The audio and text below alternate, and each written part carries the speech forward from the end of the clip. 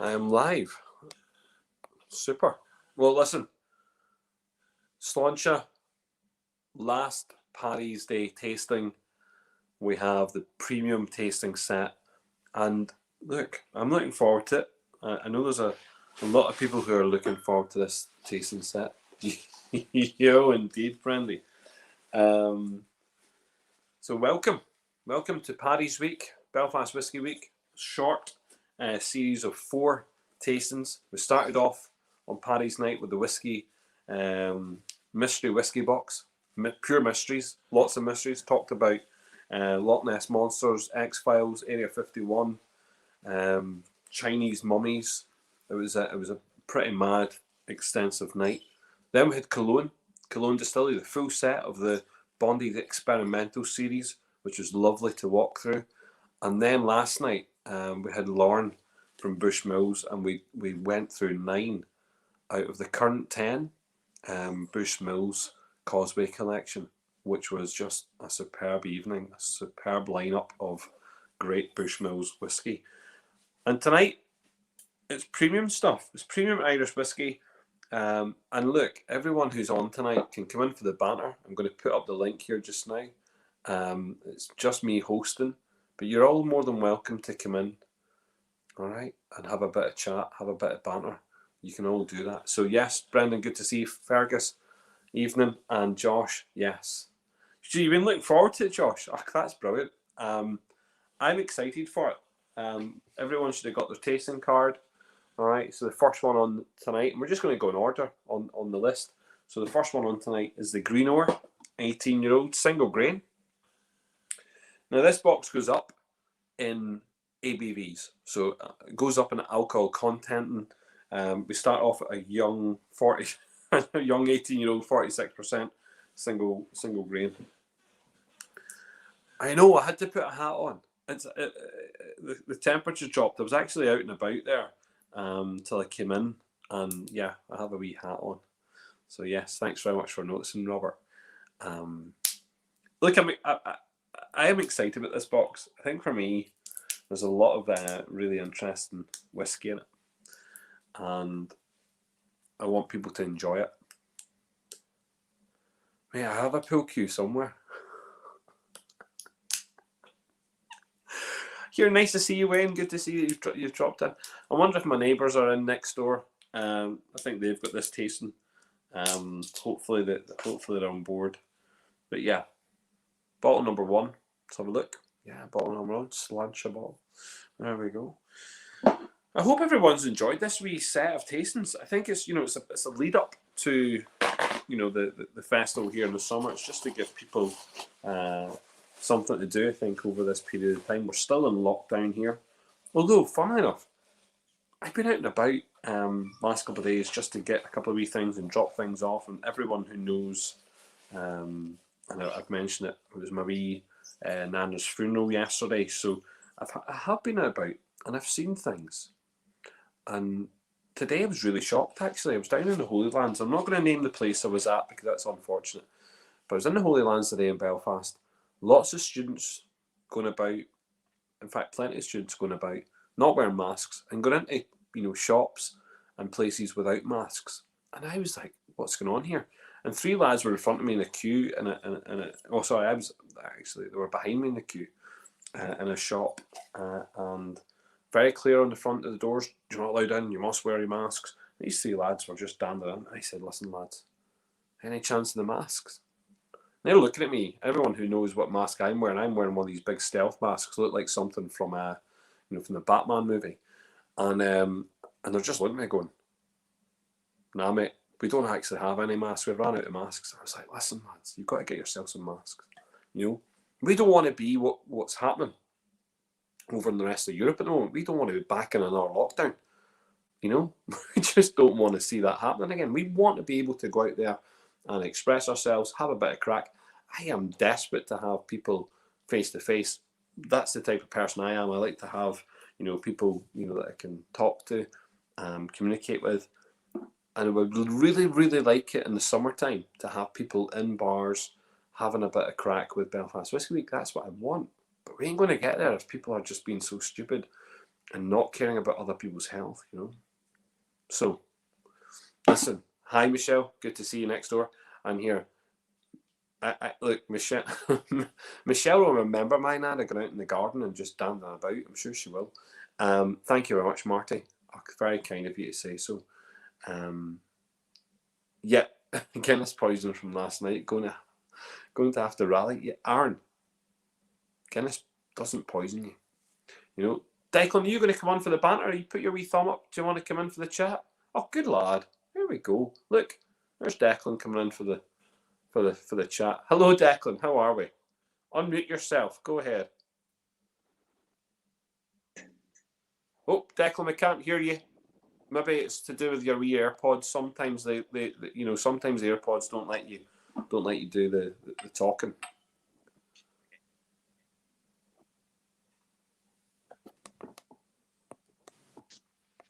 No, I can't hear you. And I'm just wondering, can anyone else hear Declan? Is it just me? Sure, we can try and get that fixed. I'm just going to pour the 18-year-old single grain. I'm going to do that just now. Yeah, Declan, you might have to retry that. There you go. Evening, Connor. How are we? Evening, Robert. You love the new bottles, Tom. Thank you very much. No, I mean they're not new bottles. We've been using these bottles for the club. We just didn't put the tamper-proof seals on them before. So the tamper-proof seals, I think, are important. You know, obviously for people getting them elsewhere, making sure that no one's gone into the whiskey. But those actual seals are absolutely brilliant. These actual lids are super. You know, so once they're full on and they've been tightened properly, they ain't going anywhere. The crimping ones were doing my head in. Oh, Tim, good to see you. Yes, the hat is back. I'm hoping we can get Declan back on. I'm going to take him out of the stream just now. Hopefully we can get him back in. I think there's an issue that we just can't hear him. Hopefully he can. It'll be something at his end, not the mic not picking up properly. So 18-year-old Greenore, single grain. Most people will not have had the opportunity to taste this. There was about a 5,000 bottle production run. It went very quickly, gone. Although you would maybe found it still on the shelf in some of the retail outlets, maybe up until about the last maybe 5 years ago. I haven't seen any in retail for a long time, and you see it popping up ever so often in an auction house. But we'll try and bring Declan on again. Let's hear you, Declan. Hello there. Can you hear me? Far better. Yeah, sometimes it's to Great. do with the pods. I think Yeah. sometimes it gets a bit confused. But that's good, Declan. And you have the premium box, yes? I do, yes. Yeah. Excellent. Looking forward to it. Good. And look, these tastings are very informal. They're about inclusive. You know, having anyone can come on here and have the banter. I'm not really that fussed, you know. Great. Anthony Sheeny, I'm not too sure. I don't think there should be a green organic because quite frankly, it's a done product. You know, this comes from the Cooley distillery, and they no longer produce green ore. It runs under a separate name, or it was running under Kilbeggan. I'm not even too sure if that's the same stuff that's being sold at the moment. So this is lovely. I love the Green Ore 8. I have been a super fan of the Green Ore 8.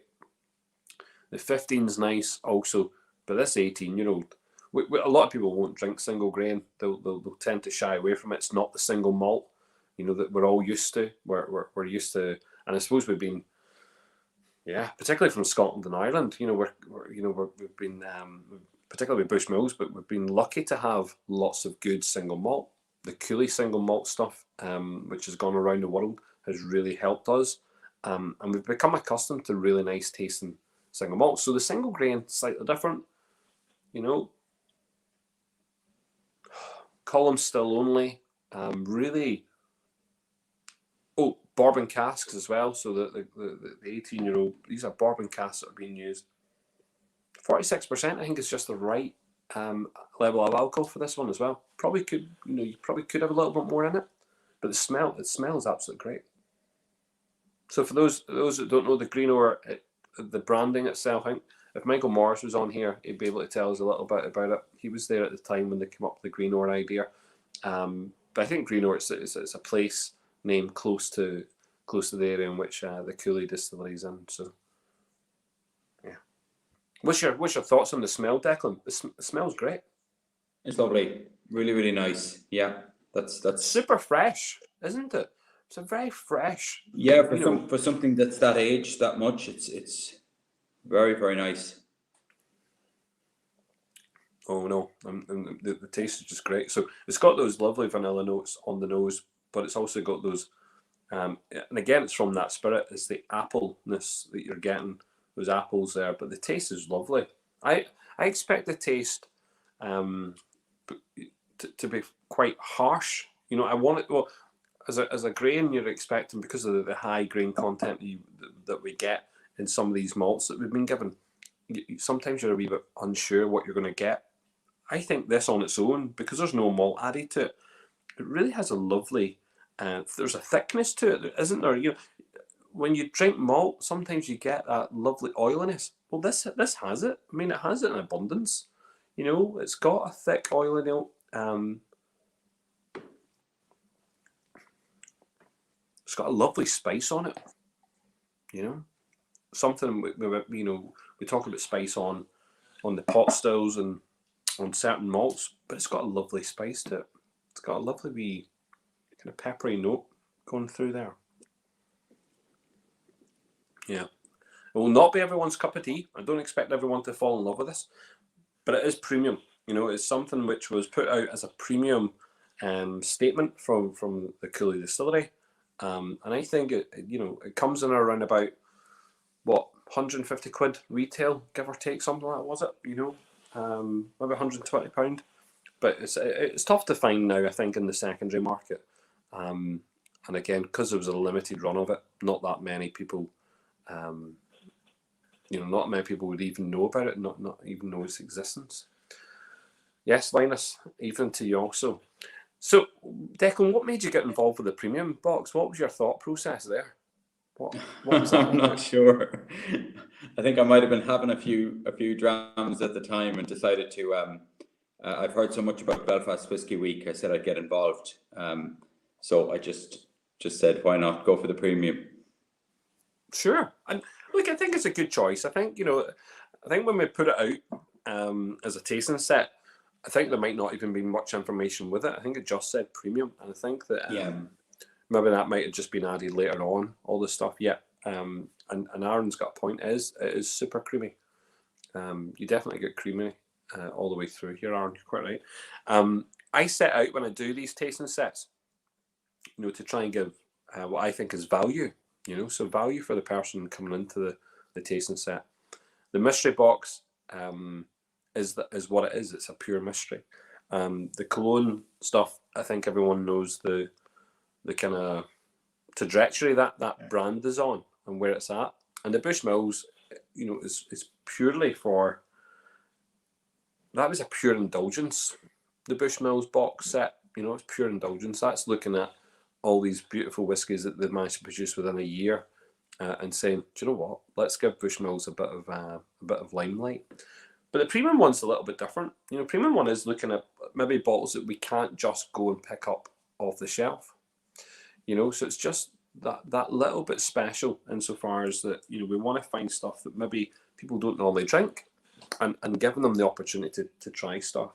So the first one I thought, yeah, why not? Why not have a single grain on a tasting first of all, but then also think about something that is hard to go and find. So I hope people enjoy it. That creaminess, the vanilla, there's a lot going on here, and that 18-year-old statement says it all. It feels. I mean, it's got a lot of warmth as well. I don't know if that's hitting you, Declan, but it gives you a bit of warmth. It goes down well. Gives you a bit of heat. It's lovely. Yeah, I really enjoying that one. Yeah. Yeah, and I think a lot of people, if they, when they get the chance, or if they are watching this and they think, I'm going to go and take a bit of a risk, if you've not had single grain whiskies before, the Greenore range is very, very good. I think it's, for me, it's better than Scottish single grain. and and Scottish single grain, we can be talking up towards maybe 50-year-old single grains, for very, very small amounts of money compared to their malt equivalents. And yet, what I'd say is actually the taste here specifically on the green ores, really, really nice. There's a lot more spice on this 18 than there is in the 8. So if you're looking for something a little bit softer, maybe more bourbony kind of notes coming through from it, from the barrels, then go with the 8-year-old. But yes, no, I enjoyed that. That is it's a good way to start the evening because it's, as I say, the lowest ABV, but it's got heat to it. It's got a bit of fire. We've got something that's going to make us, get ready and get up for it. Declan, what do you normally do? Because I've not seen you on the show. So what do you do? Let's get to know you, Declan. This is good crap. What do I do? Well, yeah. I wasn't sure it was just going to be me and you on this when I logged in. Listen, Declan, there's no pressure on being on here. There's a lot of people with this tasting set. If they choose to come in, it's totally up to them. I'm not gonna force people to come here and chat. I don't mind chatting to myself. It's perfectly fine. But it seems like you're here. No. I just want to get to know you.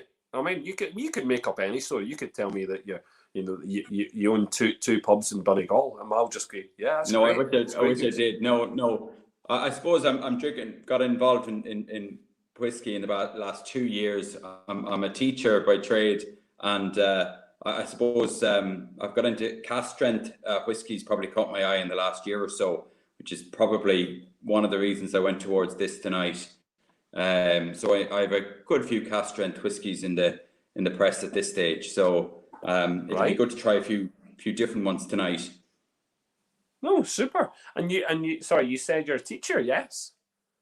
Yeah. What do you teach? Woodwork and tech drone. Oh, brilliant! Absolutely brilliant. Yeah, that keeps me busy. What? It was one of those classes at school. I was taught by a female teacher and a male teacher. So I had the best of both worlds when it came to tech at school. And funnily enough, my tech teacher at school, if anyone's listening from back home, they'll realise who I'm talking about. I don't need to name names. But he was also my football coach in first year at school, at high school.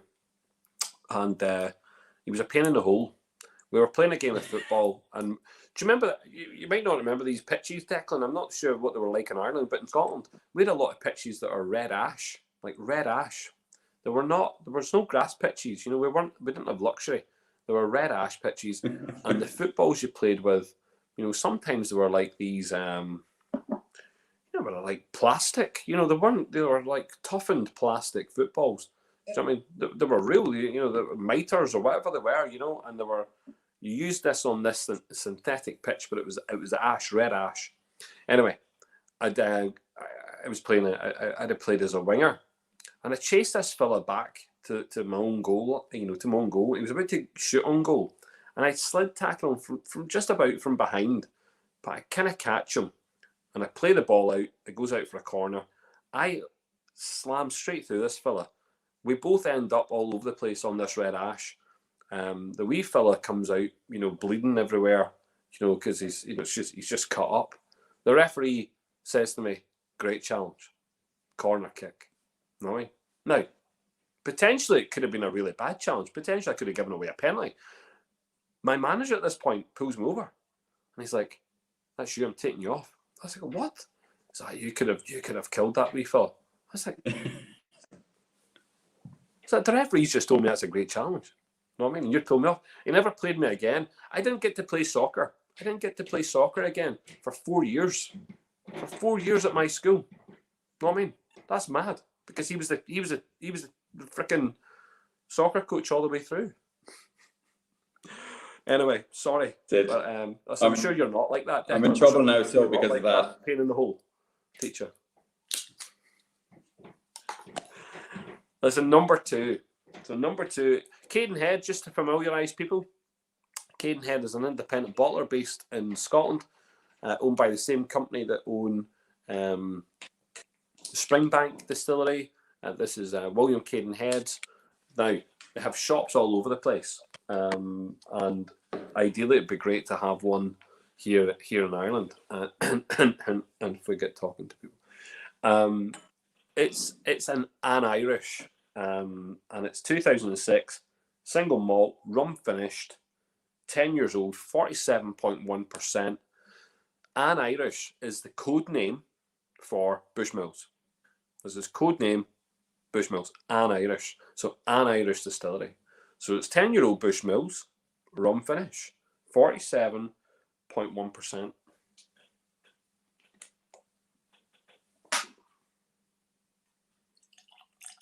Not easy to come by, because Cadenhead, as I say, you have shops in lots of places, and to get it, you really should be part of a club. You know, the Cadenhead club, or again, you walk into one of the shops. So tough thing to come across, and they're usually sold out pretty damn quickly through their membership. So if you've got like a reminder email set up with them, they'll let you know when certain bottles are coming out, and you'll buy it. I tend to find all the Irish ones that come out from the Cooley distillery or from the Bushmills distillery are sold out very, very, very, very quickly. So hard to find, premium. Loving rum finishes. But that's lovely. That has got a great nose. Now we had a Bushmills blend in the mystery box on Wednesday night. This is pure single malt. I'm loving the ABV on it, 47.1%.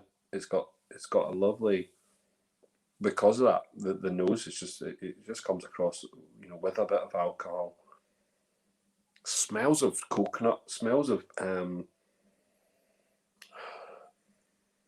not rum specific on the nose, which is good. More of those kind of apple notes, but more like fruit. Yeah, definitely fruity notes coming through.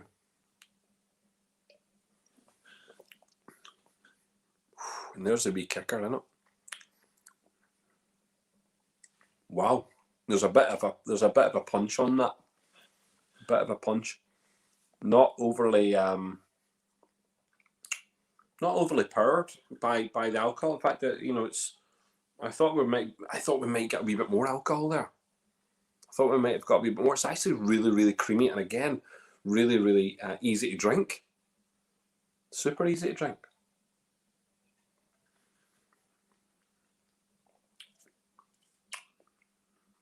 No, I like that. You know, and it is good. And it's one of those. I think everyone should have one of these, because I'm going to say that not uber expensive when they come out. You know, that they're very well priced. The Cadenhead range is very well priced, so not uber expensive. But yeah, secondary market, the can start to, you know, increase a little bit in the price.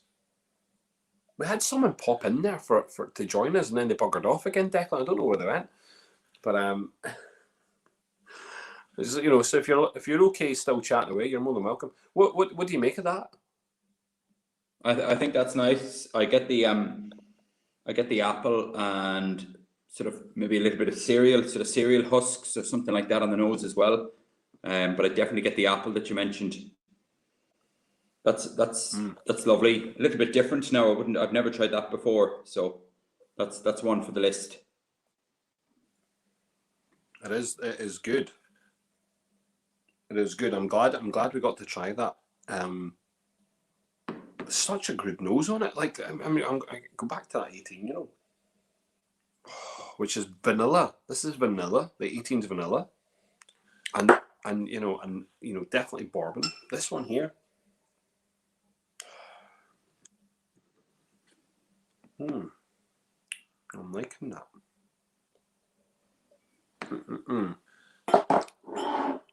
Yeah, no, there's a little bit more heat, but maybe not as much actually from the actual whiskey than the Greenore specifically.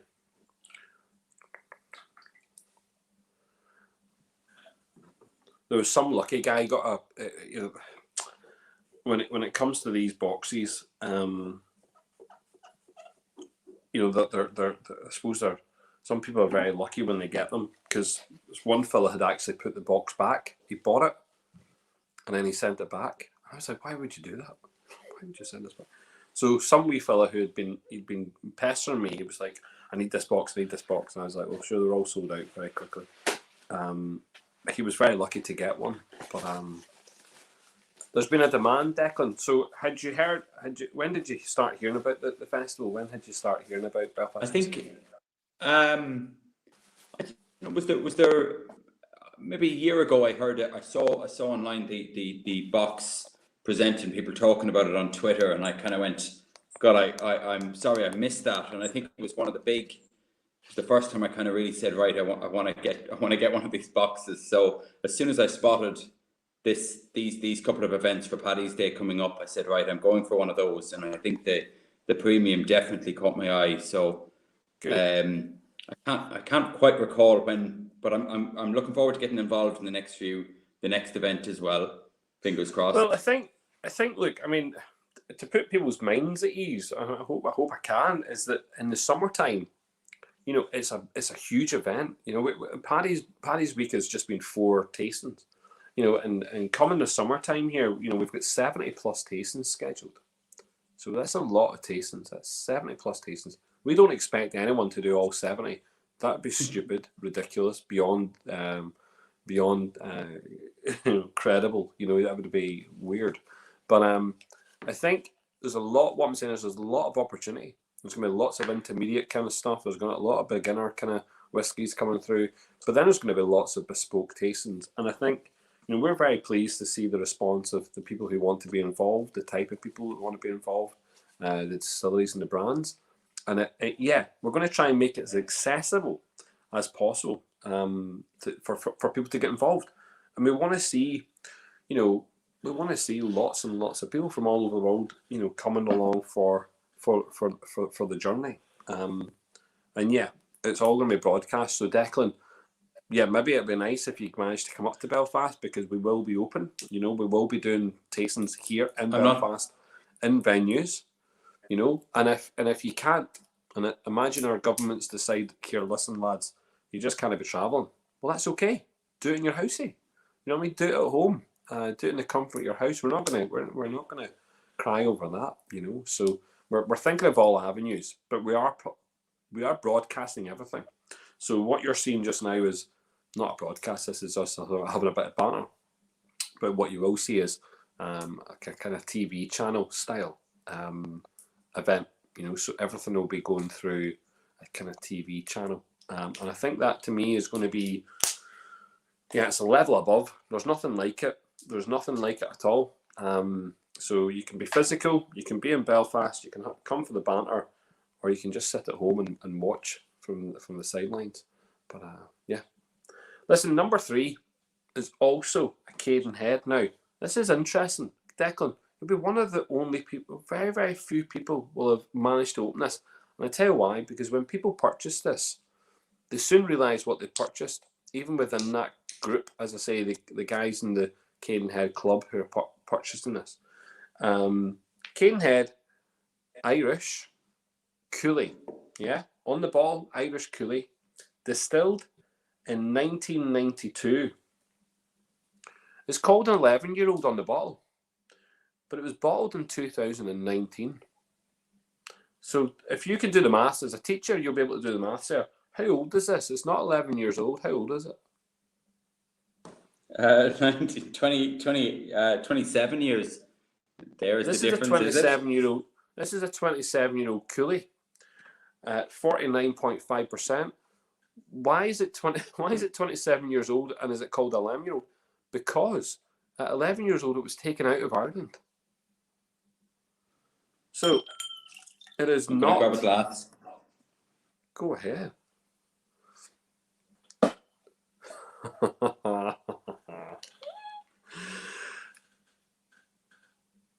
Oh, Kevin, thank you very much. That'd be oh, here, it's lovely that you're joining us as well. Listen, thank you very much.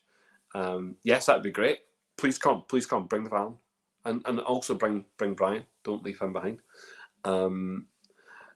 Robert, I'm a broadcasting on RTE. Listen, that has not been ruled out yet. That has not been ruled out. That'd be pretty damn awesome, wouldn't it? Do you know what, James? Some people have said they're going to try and do them all. I don't think so. I think that would be mental. And I don't think you can. I think I've done, I mean, last year I got about 30 out of the 43. I did a fair amount last year, and I would not be doing the same again. In fact, it would be, no, not at all. If I did maybe a couple a day, potentially. But I think, over all those, over the 9 days, all those tastings, no chance would I be doing all that amount.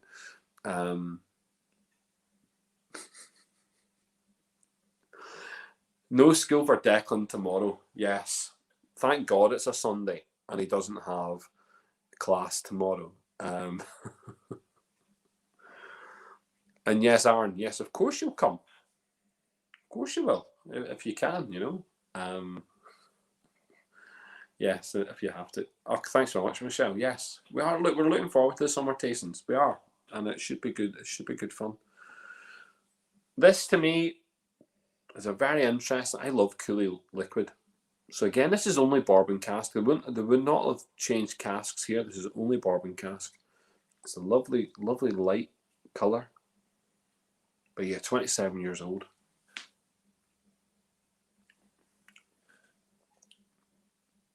Yeah. Oh, do you know what? Unmistakably Cooley. So those that understand the Cooley malt, okay, we really have an unmistakable Cooley. Lovely orchard notes. So everyone who's buying all these great Dunville expressions at the moment, baseline Cooley. Do you know what I mean? Anyone who's going for the majority of age statement whiskies out there by independent bottlers or brands, which don't have their own whiskey yet, is more than likely Cooley, or in some circumstance Bushmills. But yeah, I mean, the fact is, Canehead have got this right. They had to change it on the label. They weren't allowed to call it the 27-year-old. They've called it 11 years old. It goes for a crazy secondary and tertiary price in auctions. Very well sought after. And you can tell why, because it's such a good... Even just knowing it's 27 years old, what does that put us? Where does that... I mean, 27 years old. Redbreast, 27-year-old, what's that at the moment, price-wise? $4.95, we talked about the other day. Crazy price. We had a 25-year-old last night at the Bushmills, 400 quid. So a 27-year-old Cooley. As I said, very well priced by Cadenhead at the start. And all of a sudden, yeah, you're getting a peated kick. It's coming from Cooley. Is there a bit of Connemara? Is that what that is? Aaron, do you know what that's a really good question.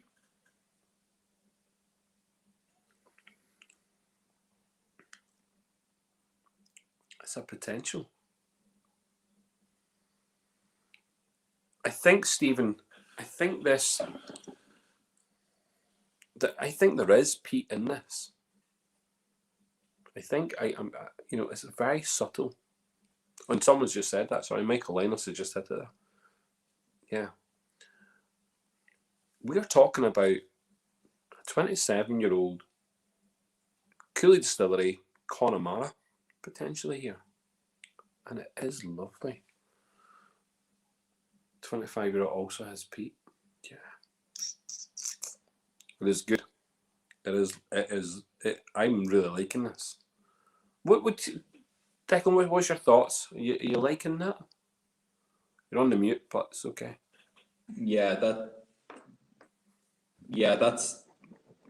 That's fantastic. Yeah, really, really. I think you can taste every year of the 27 years in that. The nose is good, but the palate is just incredible. Has a lovely wee kick on it, doesn't it? There is a slight smokiness coming through, a very, very light peatiness at the very end, and it is lovely. It's got lemons on it. There's lemons in there. There's a citrus note. There's lovely apples. It's got that beautiful nose, which is unmistakably Cooley. Distillation date, Stephen. Distillation date here is 1992. So 1992 distillation date. How expensive is this one? Oh, €140 for a dram.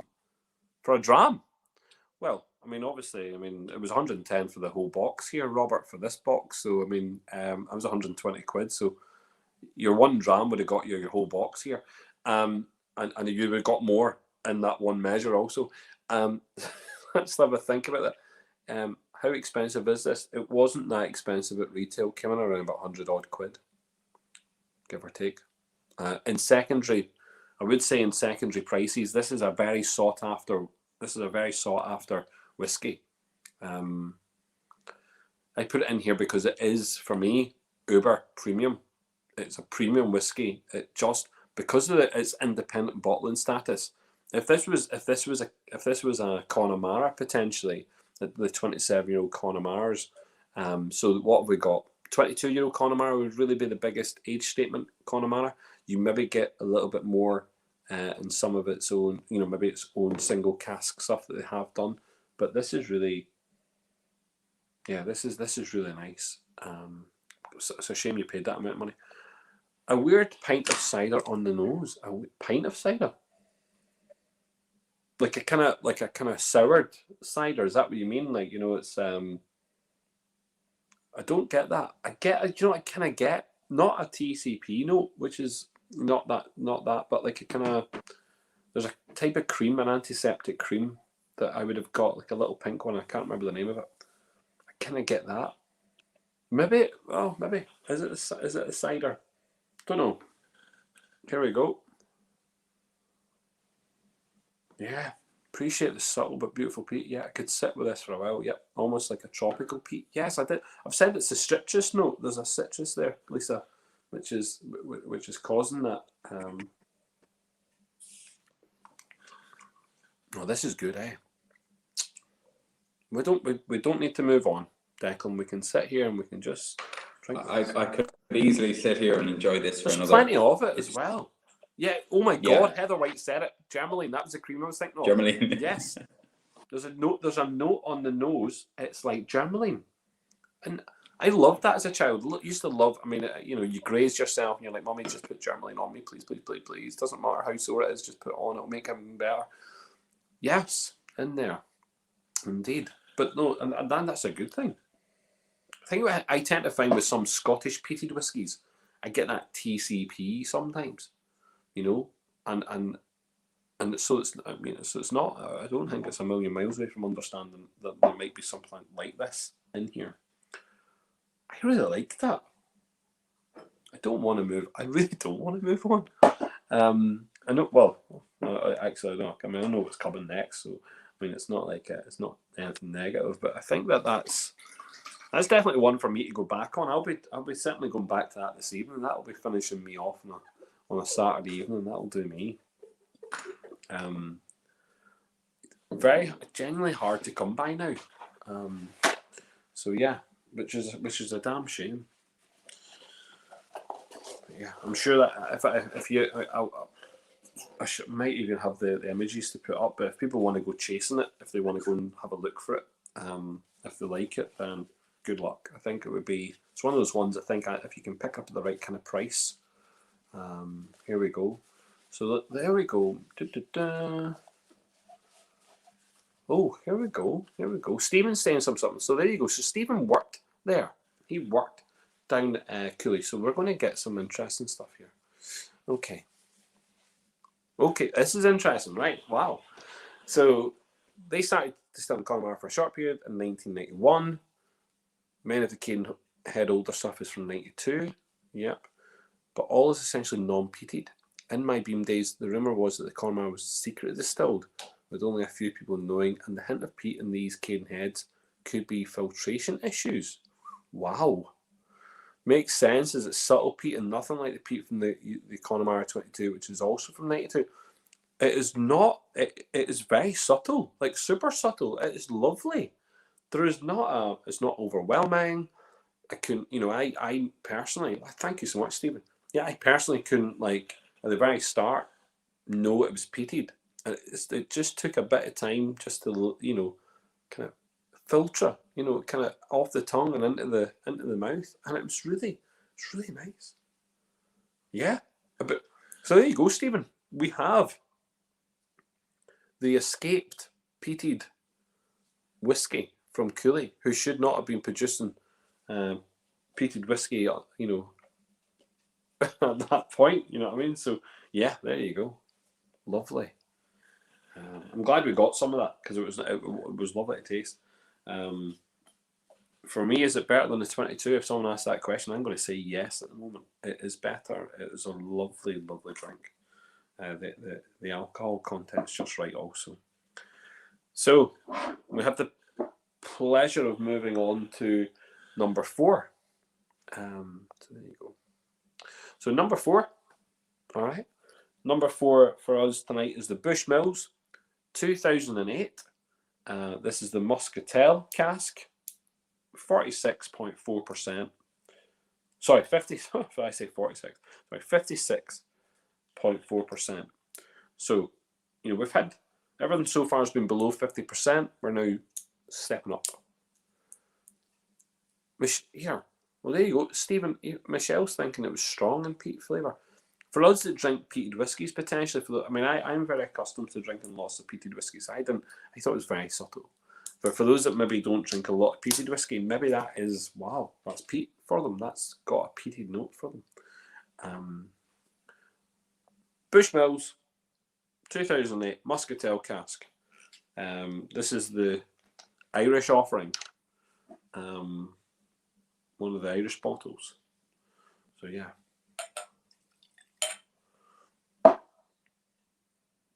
It's a lovely colour, isn't it? Look at that. That's stunning. Now, I was lucky again. I had this last night. But for me, you know, the price point when it came out in the shops, 100 quid, and sold out in a matter of a couple of days, gone. It's now commanded secondary prices close to £300, maybe even a little bit more than that in some circles. So premium, very much premium, very much hard to go and get. And again, not a negative word said about it. In fact, very much a lot of people's favourites because of the price point it originally came at, you know.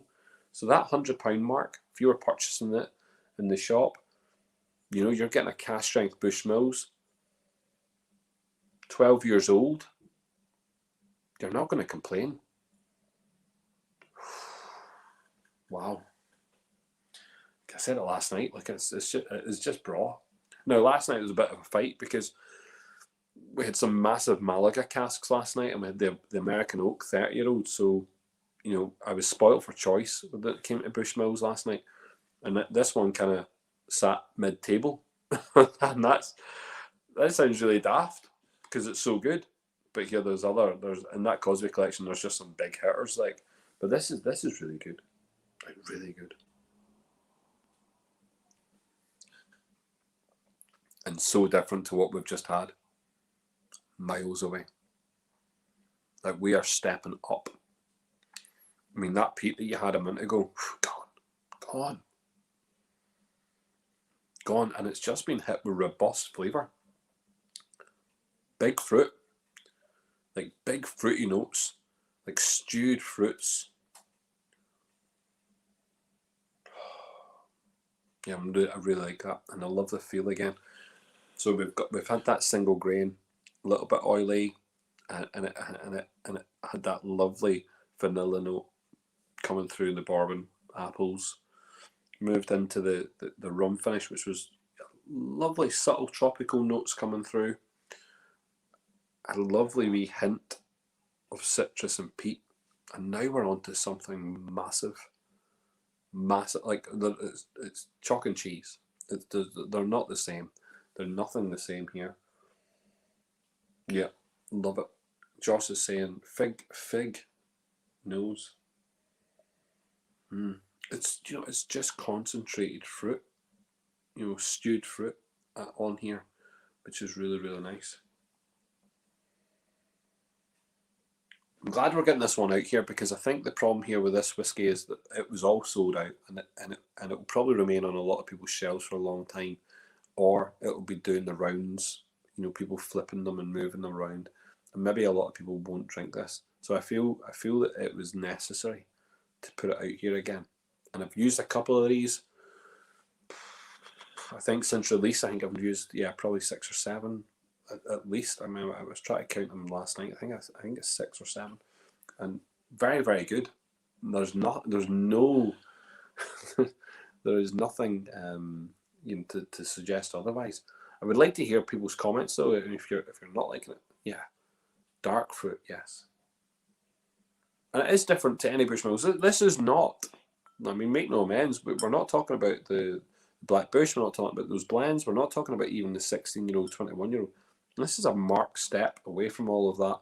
This is something special from Bushmills. They are starting to, get to grips with what they have sitting there in their warehouses. Mass amounts of alcohol. Second biggest producer, and first of all, the largest producer of single malt in the country. So, yeah, great stuff. Well, I should say triple distill, shouldn't I? I should say that. Oh, very good. You liking that, Declan? Yeah, of course. Yeah, just reminds me of Christmas, kind of plenty of orange zest and sort of figs, as someone mentioned there. It's kind of just lots of jackfruit. It's on the nose. It's just lovely. I'm thinking really nice. I'm thinking this every morning before school. I'm thinking there's a love just this on a wee bit of porridge and a wee bit of wee bit of fruit in the morning. This is it. You could be onto something, Paul. This would get you going. This would there'd be no stopping you. You'd be flying. Okay, no, it is. It's a very warming, very inviting Bushmills. Lovely. There's nothing about it that turns you away from it. It opens up. The nose opens up. I don't think you even need to think about water. I think it drinks very, very easily. No, doesn't it? It's not screaming out for any additional help.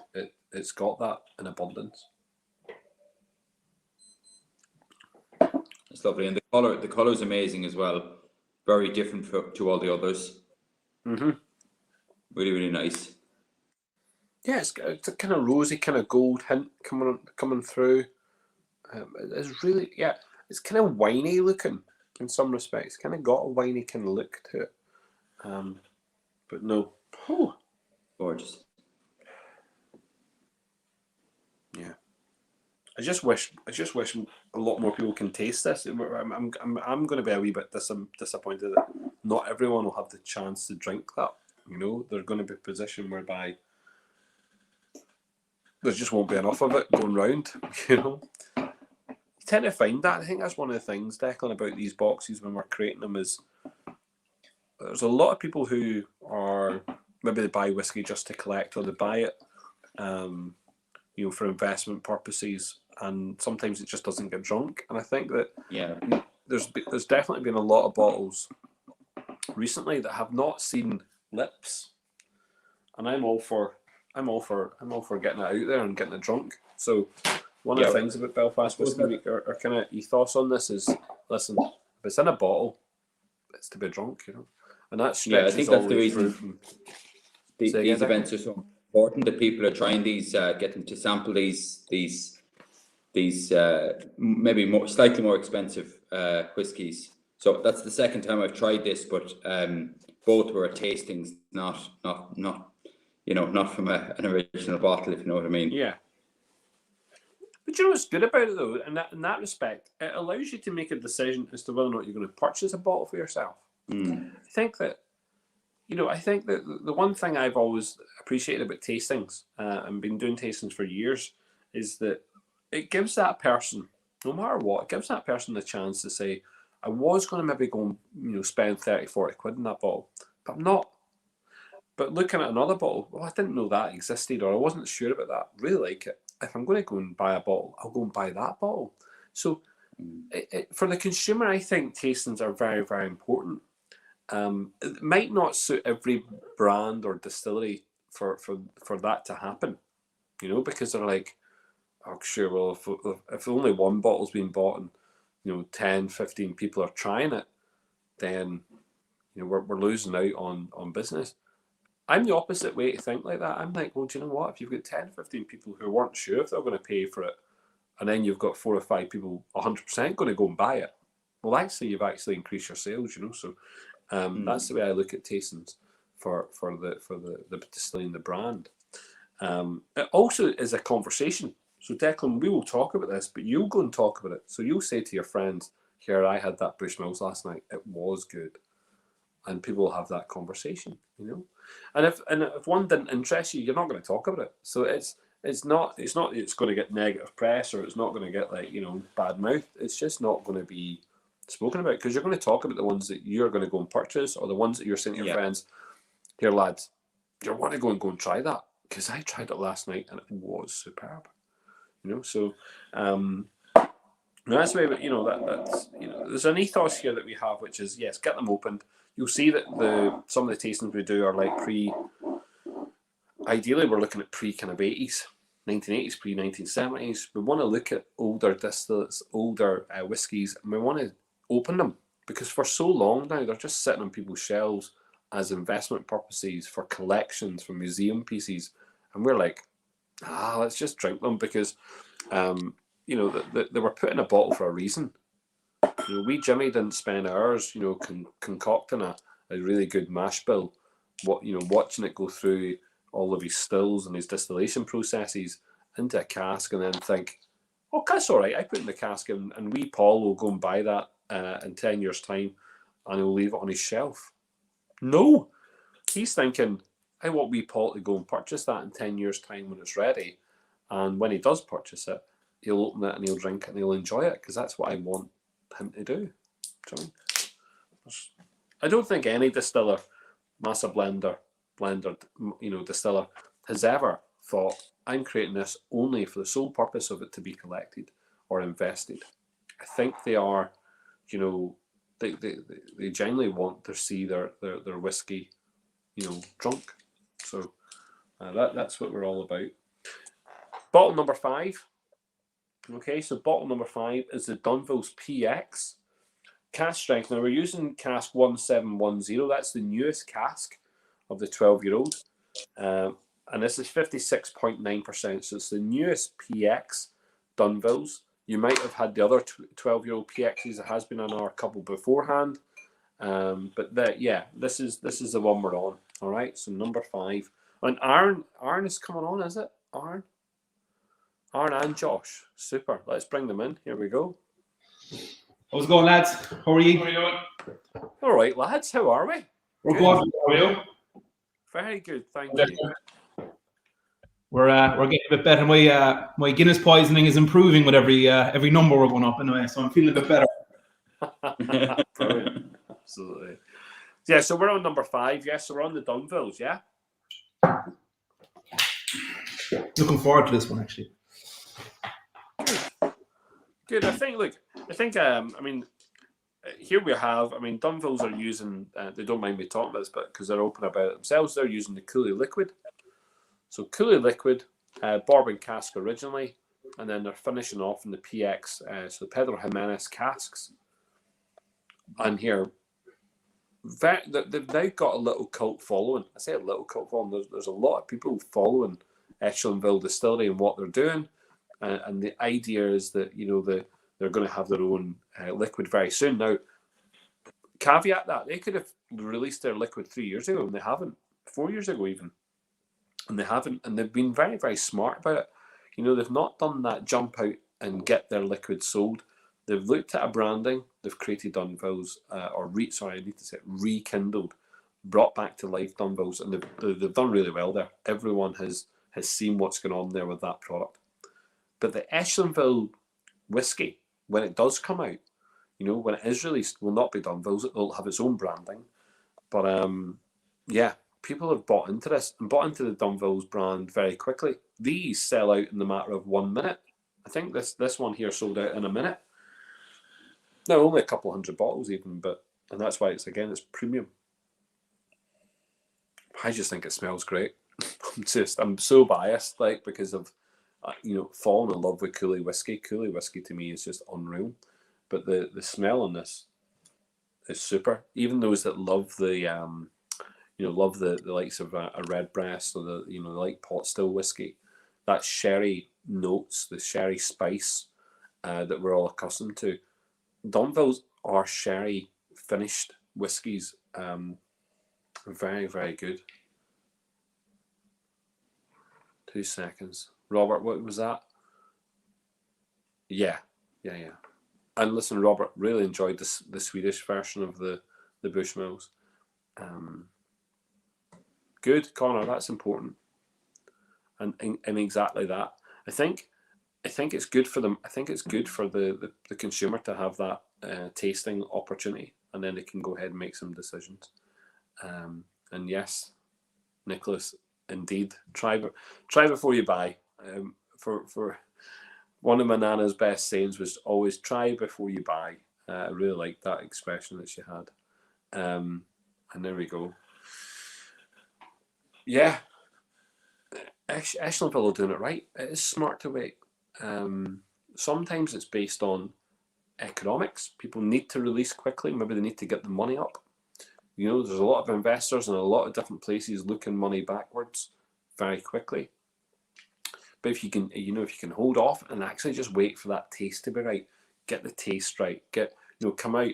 I think at some point, if Echelonville was to wait and release a 10-year-old as their first whiskey, would that not be something special? Because we're used to distilleries releasing 3-year-old, 4-year-old spirits.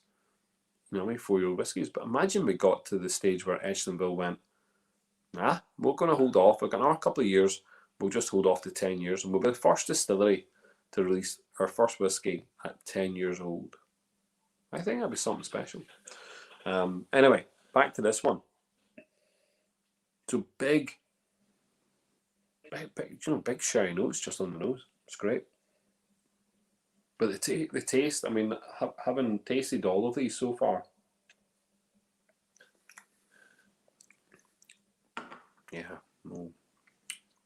condensed Christmas cake stuff going on here. They really all have that kind of like chewy, like you can actually bite into Dunvilles. You can really get your mouth working on it. It's thick, it's oily, and zero disappointment. There's lots of orchard fruit in here, and then it's stewed. It's raisin. Yeah, no, I really like that.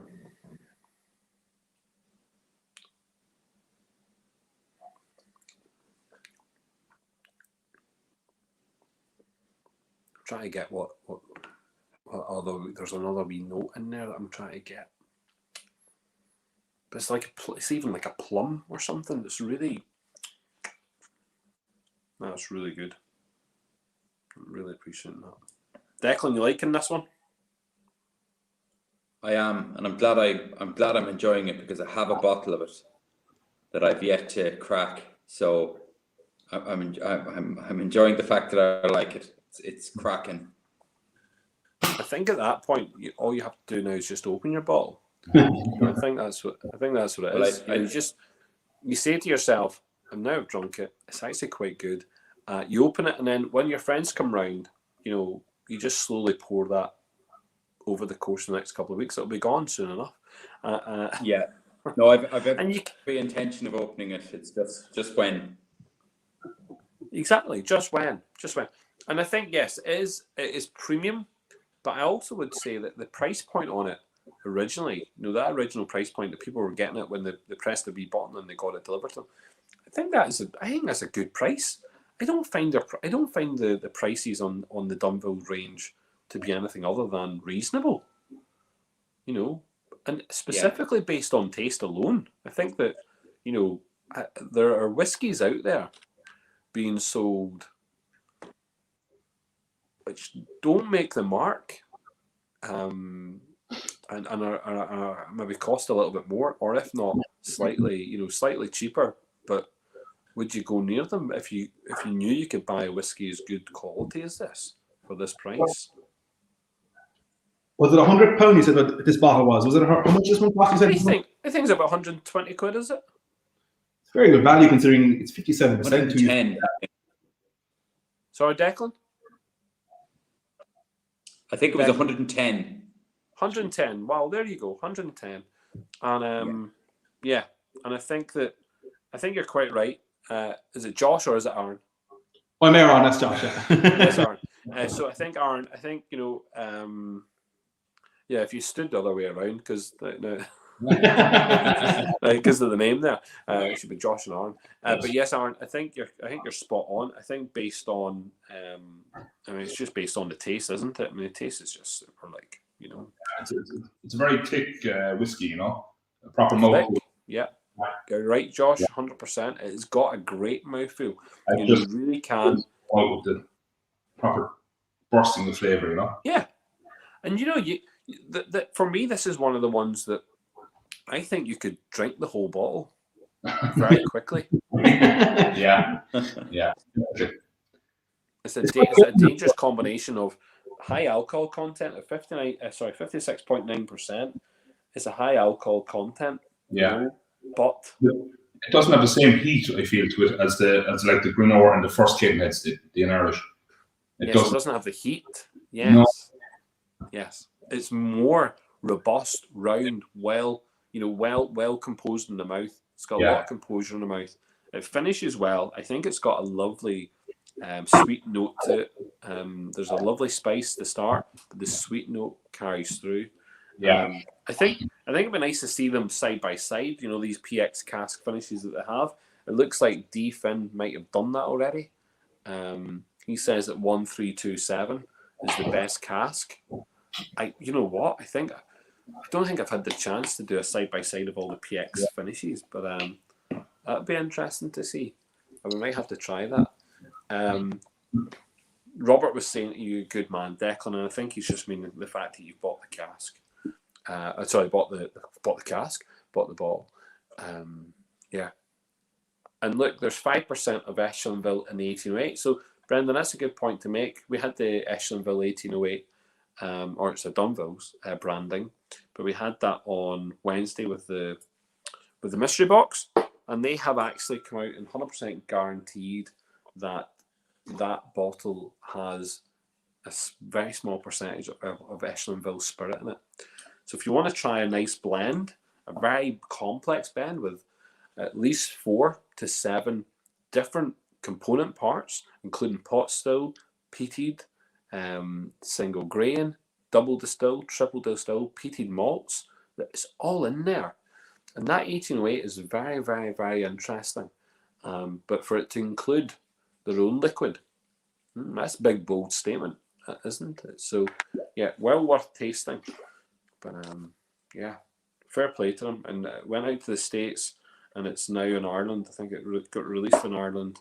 It's on their webpage. It's very, very cheap. I think it's only about 30 odd quid. Well worth drinking. I mean, that Dunville's is good. It is good, Connor's showing off the 1211 Palo Katari. He had that earlier on. Yes, that is also a lovely drink. And Michelle, listen, you can get that 1808. As I said, right now you can purchase it. But the 1808 is good, but it's a blend. And let's not think it's it's not that it's not the 27-year-old Cooley we just had, or indeed the 2008 Muscatel. It's nothing like that. These are premium whiskies. The blend is a blend, but it's good. It's a good blend. It's good entry stuff. Have fun with it. Drink it. Oh, he's away. Declan's away. I hope he's okay. I hope he's all right. Josh, you'll have to put up with my son. Right. So number 6 then. So number 6 is the Irishman, 2002. This is a sherry cask, 17 years old. Again, 56%. Yeah. Have you had the Irishman before, lads? I've had I think I had is it the Founders Reserve, is it, or what's the baseline Irishman? There's a Founders Reserve, that's correct, yeah. Yeah, I bought that in the States last year for $25 or something crazy. It was on the side of no liquor store. No, I haven't had many other stuff, to be quite honest with you. Yeah, I managed at the 17-year-old, I think just 2001 cask. And it went very fast. Which was nice. I can imagine. Here. What's your history behind the Irishman, Paul? If you mind me asking, when did they get going? It's the lads in. Yeah, they've been going for a while, haven't they? Again, at the moment, they're a brand at the moment, you know. So there's nothing more than that at present as a brand. The liquid they're using, triple distilled. This is Bushmills. Really? Yeah. Well, it's triple distilled, 17 years old. You know, whiskey. I mean, yeah, I think it's Bushmills is the only place that can be doing that at the moment. You know, so I think it's, you know, they've brought out lots of different casks. So there was like, you know, batches of it, different batches. There's a guy, Martin, who I know has tried to collect one from every batch. I mean, that's interesting. I don't know if they all taste differently. You know, I would have had different ones, and no doubt they taste differently. But for him to go and do that, I think he's a bit mad. Interesting collection, you know. But no, they're not. They're the brand at the moment. I'm not sure, Josh, if they have. Aaron. Sorry, if they have if they have plans going forward. I'm not too sure. You know where it stays. But yeah, they've got lots of wee different things. There was a cognac cask. There was I think they did a coffee one as well, didn't they? They did like a coffee. Was it a coffee cask? The cognac, yeah. They did the cognac, yeah.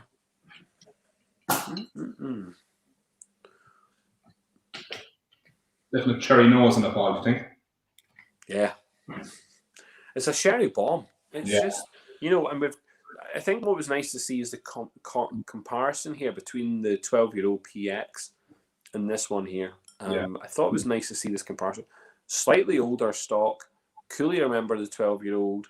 This Bushmills, you know. What's the difference? Ooh. That's robust, isn't it? Jesus. Oh my God. No, that's chewy also. There's a lot going on there. Yeah. And that's really nice. Red Bulls. Yeah, it's kind of like 27, almost 10 years younger, isn't it? Do you know what's interesting about this one? On the price, the price of this comes in around about 140 quid, I think, is it? It tastes a lot more complex than that, doesn't it? It's do you know it's Mascherino cherries, and there's cherries or something, isn't it? Very, very sweet cherry, yeah. Yeah. And it's like syrupy nearly. It's gloopy. Yeah. It's got a real thickness to it. I think value for money. This is great value for money. Like, I think this can still be bought, can't it? You can still buy these in shops. I think so. Yeah. You know what I mean? I think it's about 140 quid. It's in stock there. I was looking at it there. It's 120 quid in the loop anyway. So I know they have. There you go. Listen, I I do not work for anyone. I don't promote brands to be paid for or anything like that. You can buy them. I don't care where you purchase them from. I don't give a monkey's whatever it is right now. So do what you need to do. But if you're drinking this just now, I think all are also casks potentially. Is it a gold label bottle? Yellow, yeah, it's a yellow. Yeah. Fuck it, that's a good value whiskey. 17-year-old Irishman, 2002. They come in different batches. So remember, this is the 2002 batch. Yeah. We batch out every year, I think. But yeah, and I'm not sure. I'm thinking it says Oloroso. I can't see it. I don't have the bottle in front of me. I'm actually just looking at there, Paul. Yeah, you're dead right. It is Oloroso, yeah. Is it Oloroso? Yeah. I think we get that just from the taste. I mean, it's just cherry taste, yeah. Really, really good. Like, I haven't tasted this for about 4 years or something. 3 years, 4 years. I think I had it when it, yeah, had it about 3 or 4 years ago, and it's really good in it. It's really good. Declan, you enjoying that? Declan's loving it. Declan's blown away.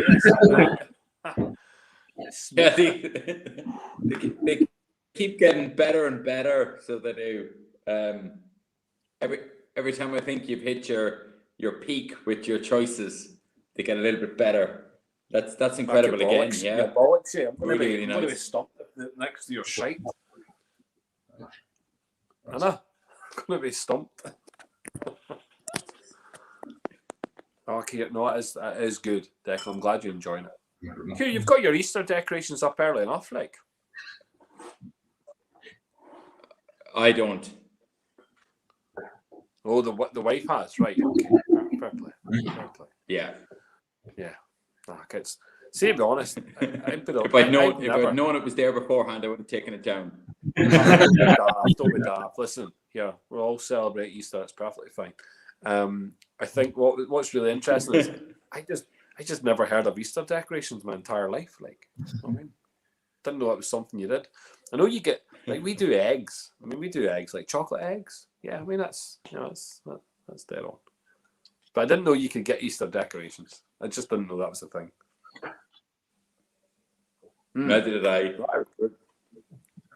That's good. I could have more of that, like, for sure. No, plenty of alcohol on it. I mean, but it's so thick that it doesn't come across as mass amounts of alcohol. It comes across as something that you can sit and eat and chew and really, spend a lot of time in your mouth with it. You know what I mean? You don't. I tell you what, you don't necessarily want to just swallow that. That's one for consuming nicely and slowly. And there you go. Yeah, it's a great whiskey. There you go, Connor. And the reason why, Robert, you didn't buy more boxes was probably because it would cost you a lot of money. And second of all, you probably, they all sold out.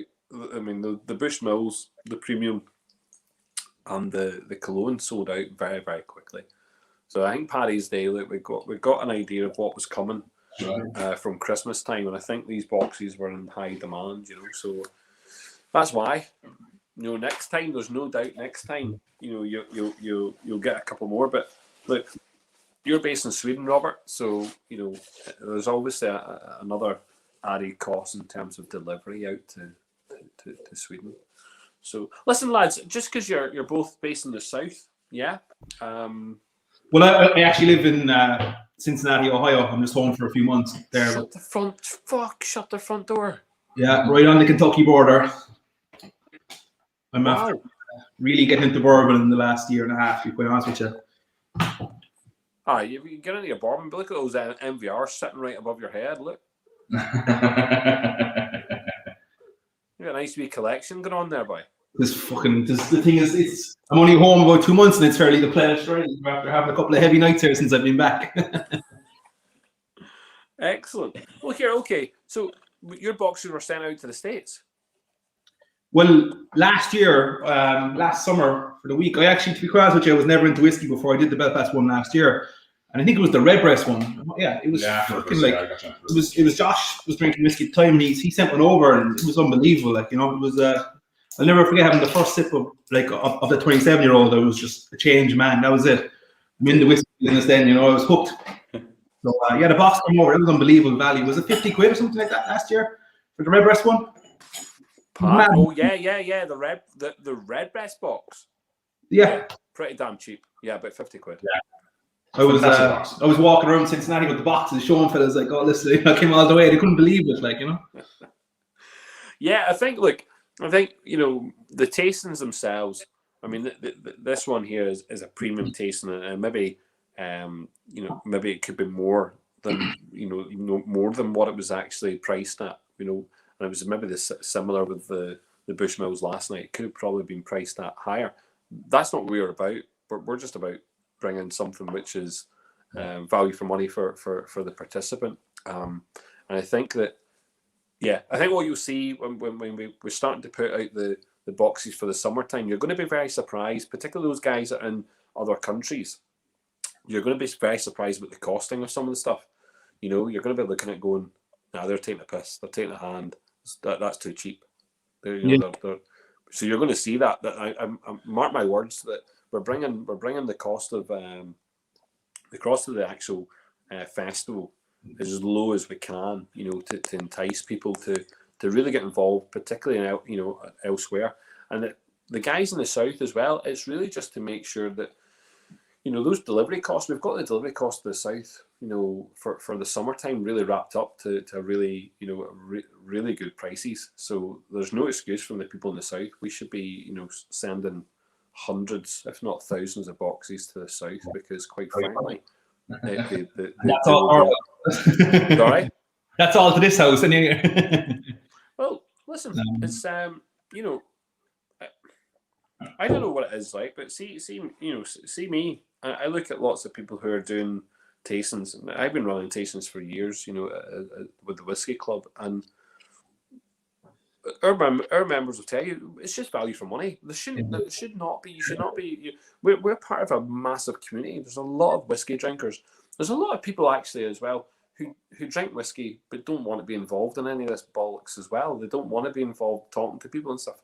So there shouldn't be that the hand shouldn't be taken from them. You know, no one should be taking the piss. No one should be ripping people off.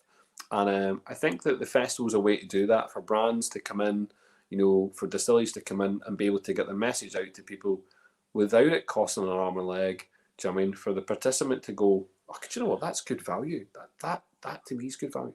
You know, so lots of these little tiny tastings that we're going to have, you know, intermediate stuff, beginners, intermediate stuff, they're going to be very, very, very accessible to just about anyone. Anyone and a dog will be able to get involved in them. There's going to be some tougher ones, a little bit more high end, and very, very hard to find kind of tastings. But even then, you know, we want that to be real, you know. Someone asked me the other day, how did we manage to crack open a £10,000 bottle of whiskey in the summer? Which bottle was that? Which bottle was that? Sorry? Which bottle was that you cracked open? So we cracked open, it's the Power 30-year-old. Okay. So Power 30-year-old from the 1970s. I think the price tag at the moment is like €10,000 sitting in retail. But we cracked that open. The only way we could crack bottles like that open is to look at all of the different events and allow the different events to pay for, you know, those kind of bigger, kind of higher end stuff, and again lower the price. You know, so I mean, do you have many international? Just back to that, like, do you have many international people taking on the tastings every year, Paul? I tell you what, Aaron. Funnily enough, the amount there was more people from outside of Ireland took part in the festival last year. More people. So we had a lot of people from America, America, Mexico, Australia, Singapore, Germany, Sweden, Brilliant. I think Holland, you know, France, you know, and then England and Scotland also. Do you know what I mean? But I think that actually to see more people outside of Ireland taking part in the festival was really wow. Canada also. Do you know what I mean? So like, will you stay? Do you reckon that you might stay semi-virtual, even say after COVID? You know, to hit that mark. Aaron, I think the festival. Look, the way the festival is operating this year. Now, specifically this year. So, if we just talk about this summer, we're 100% broadcasting. So that means that we will broadcast, and to explain that and how that I want people to try and visualize this. If I flicked the TV just now. If I went, listen, I'm turning on to Sky Sports. If I click on Sky Sports, I don't know who's playing just now, but you know, Brighton or something. Yeah. So Brighton will be on for an hour and a half. And then after that, there'll be a wee advert. And then after that, there'll be another programme. That's what's going to happen. So Channel 1 for the festival, it will work like that. and there'll be a simultaneous. There'll be channel 2, so there's going to be 2 channels running simultaneously. Do you know what I mean? Which will be broadcasting the events, and it's just like watching the telly. You'll turn on the internet, and you'll just watch that's what you'll be doing, and you'll be able to interact with the sessions. You know, so you'll be able to come on and text type away. And so for some of them, you might even be able to, you know, I don't know, maybe you'll be able to appear, but that's the way it's going to work.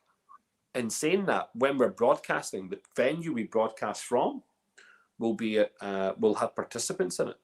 So if people are in Belfast and they want to come, we're going to send all the stuff to them. There's not going to be stuff at the venues for them to come to, you know, but the tasting's there. But we're going to send the stuff to you. So, Aaron, for example's sake, I would send a box to you for the X tasting. You go, mate, I'm in Belfast that day.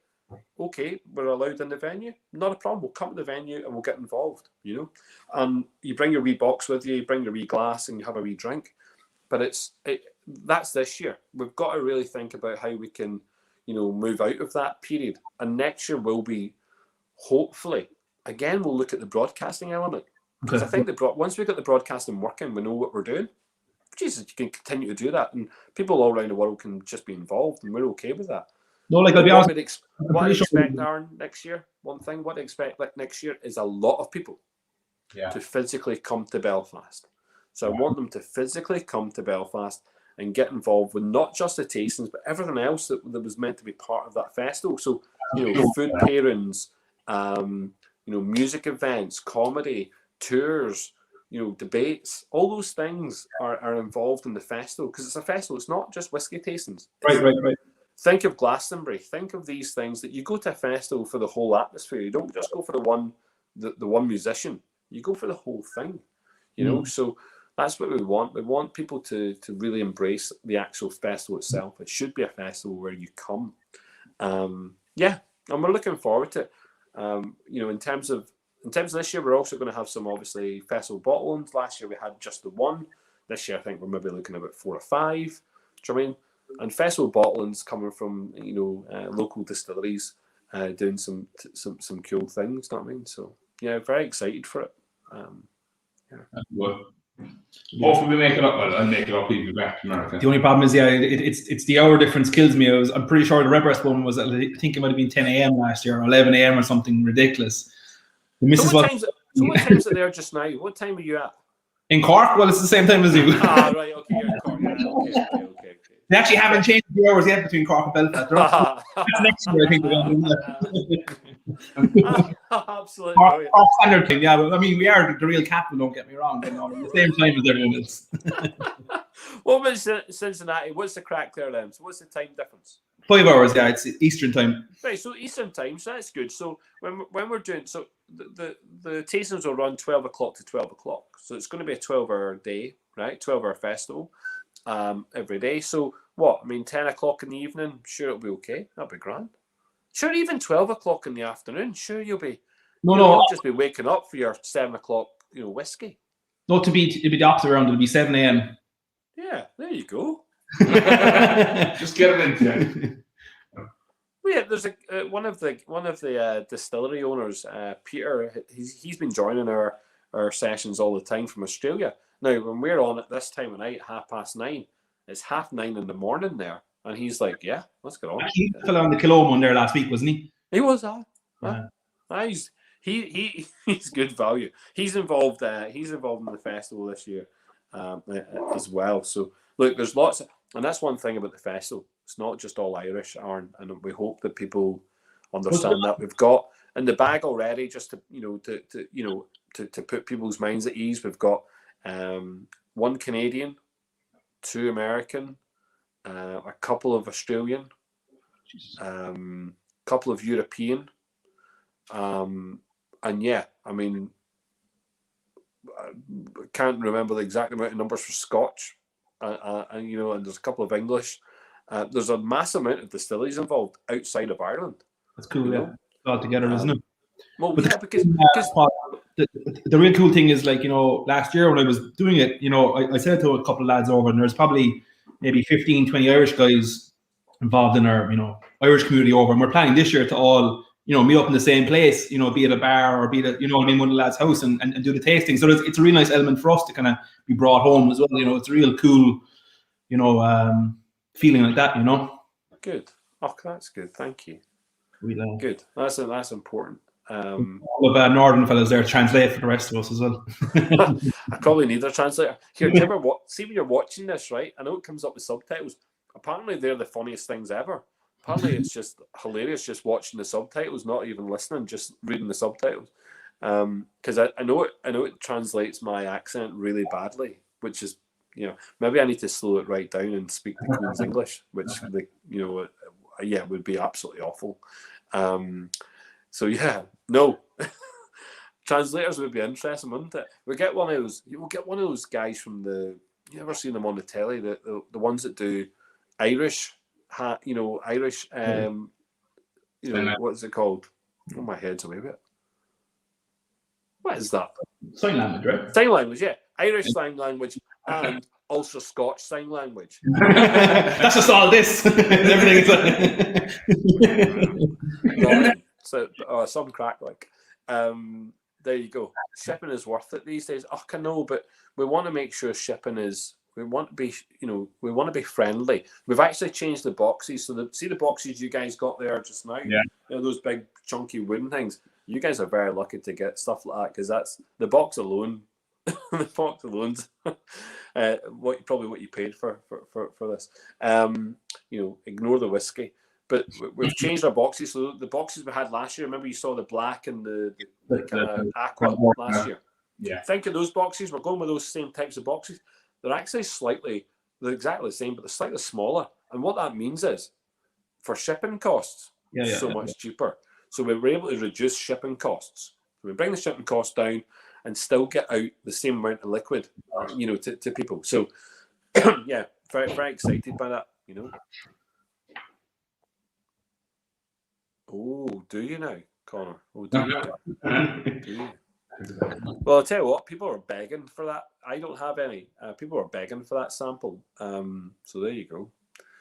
I'm thinking I'm going for a pint in Belfast. Aye, you're in frickin' Sweden. Come on over, Robert. Get the flight. Although you're allowed to fly here yet, I'm not sure. And look, it's 5:30 in New York. Excellent, Lisa. Yes, 5:30 in the evening. I do hope. Yeah, 5:30 in the evening. Okay, so we're moving on. Number 7. Now I have to say this. Some people bought the premium box because I made a promise. So if anyone had been listening to me, they're like, why should I buy the premium box? And I'd actually gone out there on a limb and I'd said the reason why you should buy the premium box is because we're going to have a new Middleton in the box. And we would have had, so obviously the partnership working I do with Friend at Hand, we would have had the brand new Friend at Hand Middleton in the box. Unfortunately, there was a label issue, and that bottle, the bottles, because it wasn't just one bottle, but all the bottles had to go back to be relabeled.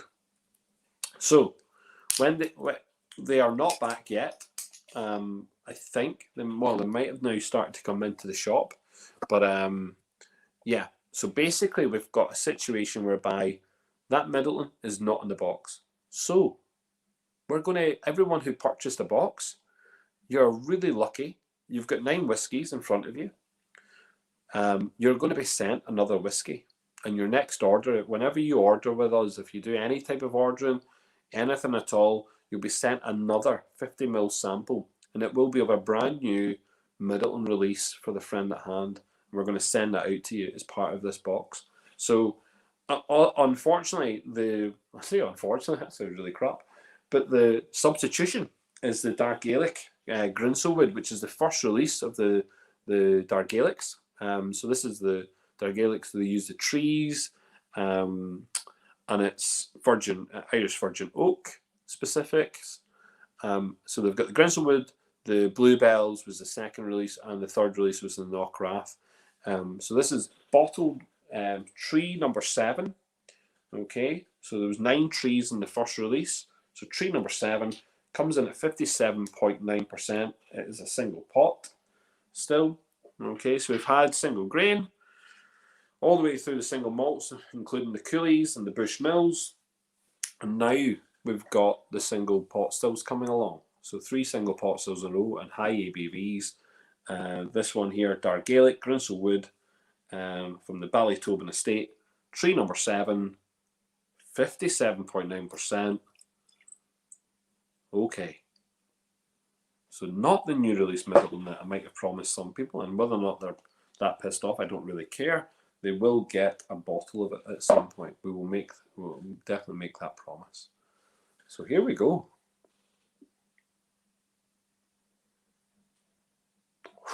Now this, I'll be honest, big fan of single pot stills, but also a massive fan of these trees. You know, the story behind this is really interesting. They've gone for these. I wish I had the bottle with me, but the new boxes. I mean, if you look at the Knockrath box and the Bluebells, these are lovely big wooden boxes. The first release comes in a very strange kind of open view box. Yeah, not the best presentation. That's a lovely presentation. That's lovely. That one there, that's a lovely presentation. It's very, very cool. That is pretty fucking awesome. Yeah, I'll tell you a good one. When I bought the bottle there, this is the second. I actually bought a bottle of this 2 weeks ago, and after going through it, so I had to order a second one. And so much so, my mother hates whiskey with a passion. She thinks it all tastes like burn, but she actually loved the box so much she was actually going to buy one just to keep the box for her jewelry. Yeah, the box is awesome, and that's the third set. That's a Knockrath. Yeah. Am I right in saying that the box, the wood they used for the box actually came from the tree, or is that only a total? That I don't know, but that's pretty cool. I read that somewhere. I'm pretty sure that they use the excess wood to use. Wow. No, that could be total. I don't work for them, so I'm not 100% sure on all of their sales pitches. That being said, and Declan might be able to help us here if he's a bit of woodwork. That is oak, right? Of course, whatever you say. Yeah, Declan's off the clock. He's off the clock. He's not getting paid. There's no kids about. He's sweet. I'm on time out. Listen, time out. Someone's asking, is this virgin oak? Yeah, I believe so. Yeah, Michael, I think that the whole idea of the trees is that they use virgin oak. Yeah, that they finish off. There's not fully. I don't think they're not fully matured in virgin oak, but they're finished off in virgin oak casks. And this one's from the Grinsell Wood. Ballytobin, yeah, Ballytobin estate. Some nose on it, isn't it? It's really powerful pot still on the nose.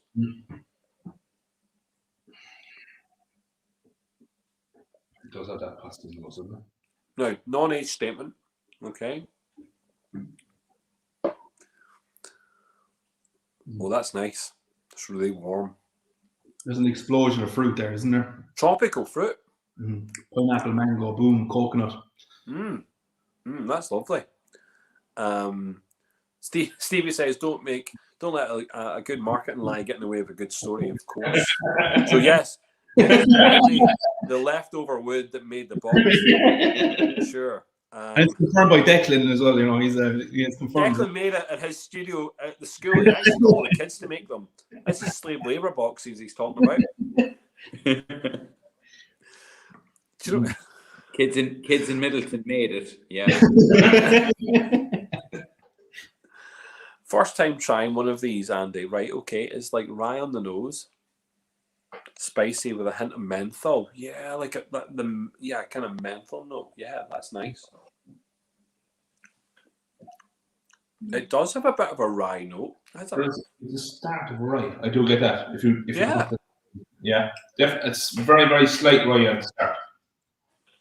It actually carries forward onto the front of the tongue. That kind of rye note. Have you tasted a couple of trees together, Paul, to compare the? Yeah, no, I've been very lucky. So I've done the whole. So not this set. So I've had a couple from this set. Tree 7, Tree 3, and Tree 9, and then try saying that Tree 3, Tree 3. Oh, fuck Jesus, but Damage is gone. I can get down to Cork there, bye. No, So, but I have actually gone through. So see that the box that you said. So see, the second Bluebell set, I tried them all parallel, one after the other, and then I did the exact same with the Knockrath. So I've had them all, and I did them all side by side. And what's really nice is that they're all completely different. And what was even better was you could then start to I've got notes written down somewhere, but you were then able to distinguish where you would go, i.e., what bottle you would focus on. So you didn't have to you didn't have to buy them all. You went for the bottle you wanted. Really good way to, again, best way to go and purchase a bottle of whiskey was being able to do that. Because if someone said here, you're going to buy one of these Knockraths, and you're like, yeah, okay, then good, 100 odd, whatever it is, and you're like, yeah, but what happens if it's not the best one? So actually doing them side by side, I think that type of tasting is really important. Though, Paul, is the fact that 7 trees in the Knockray, for instance, can produce something totally different. And if everything is kept exactly the same and a constant, other than the final other bar. than the wood, the only thing is the finishing. Yes, it's only for 1 year. At the end, I think they only finished in that for a year. Is it, or 12? Is it?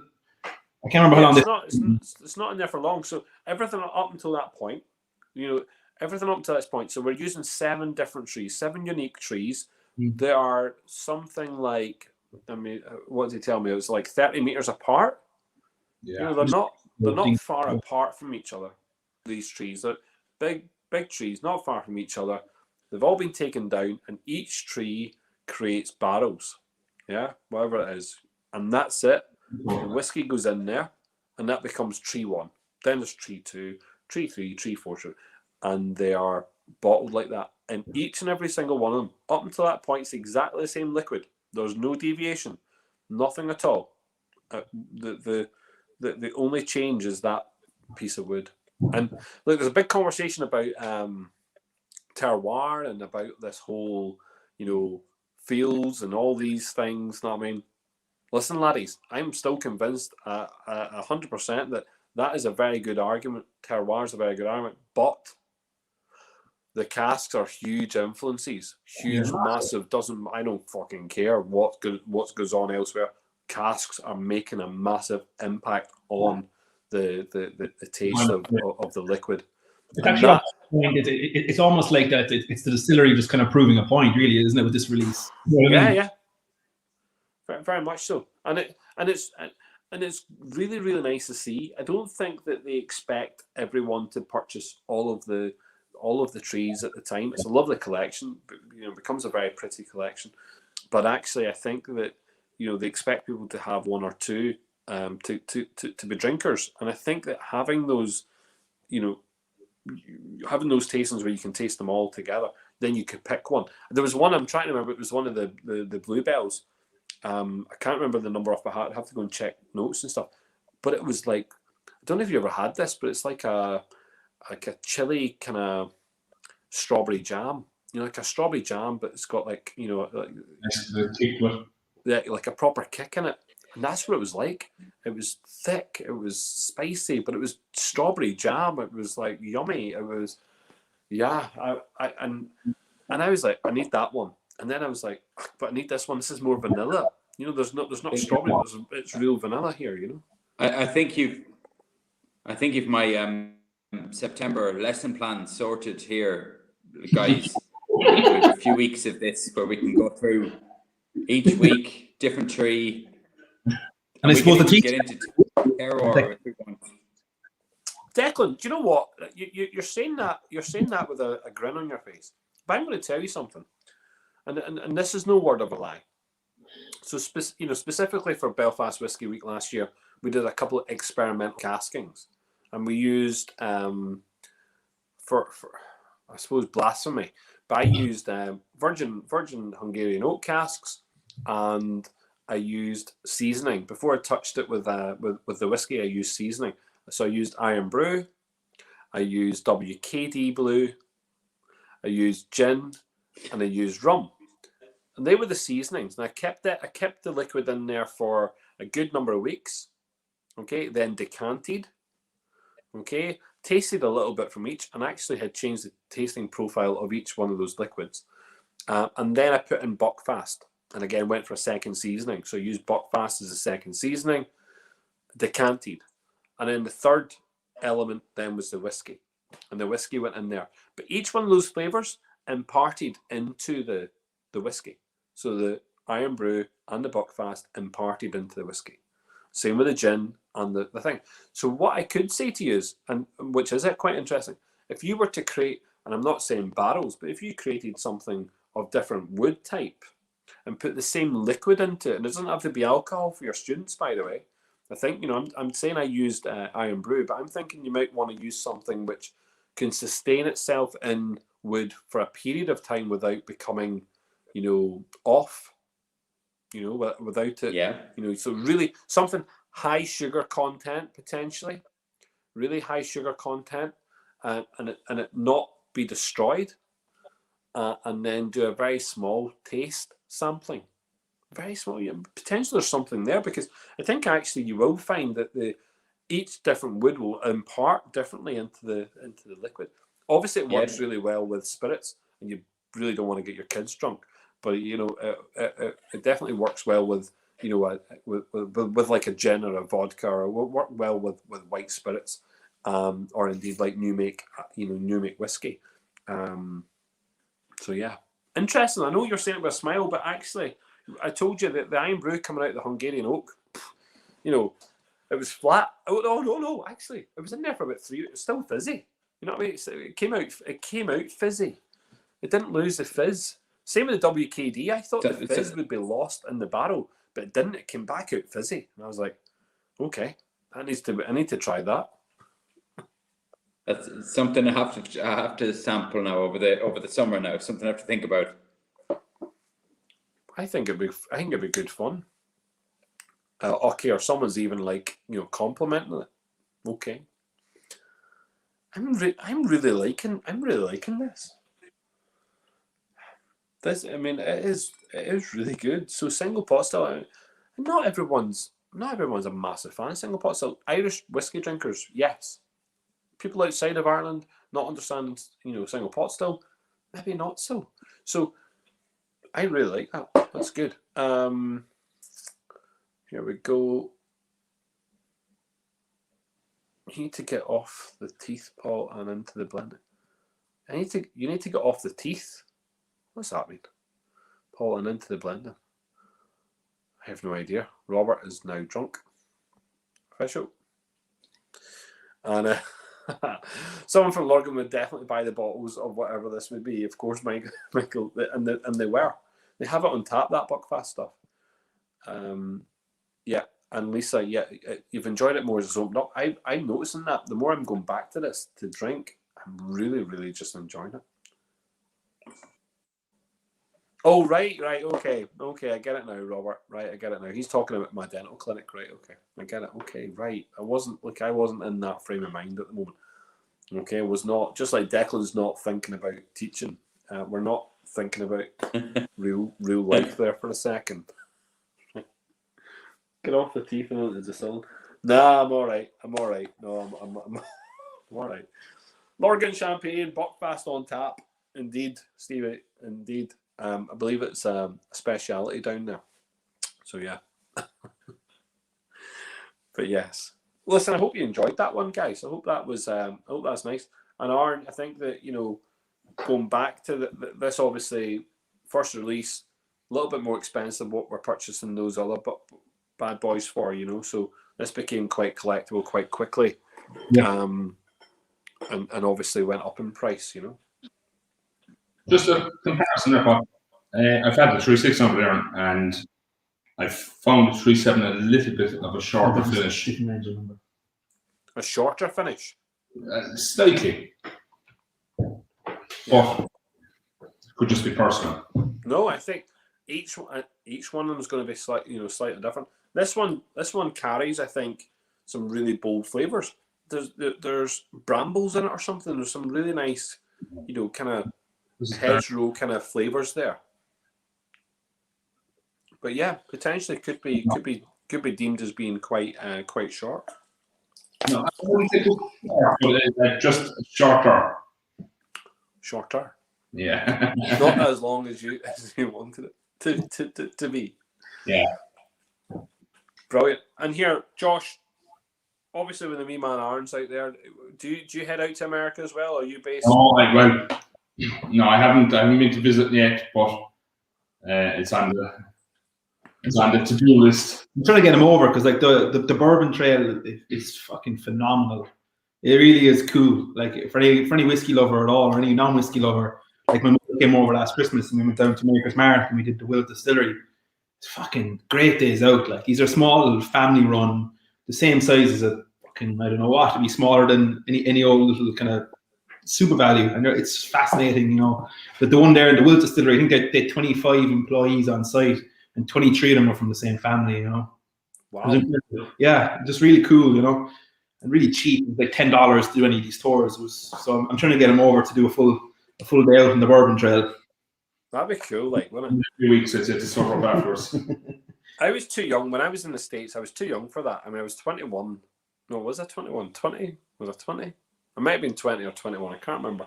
And I went around 10 different states in America, you know, did like a kind of wee tour. But yeah, it was well before my drinking days, like well before my whiskey days, you know. So I really missed out. It would be lovely to go back. We have been offered to go to a couple of distilleries specifically by, you know, some of the representatives there, and even the master distillers have said, listen, come on over, have a bit of crack. And I'm like, yeah, I really should, you know what I mean? But I think at the moment we're not even getting the chance to fly over, but I think I'm so busy just now that I don't even know when I'd have time now to even get there. Right. It would have to be one of these kind of like Christmas ones, you know, Christmas break or something.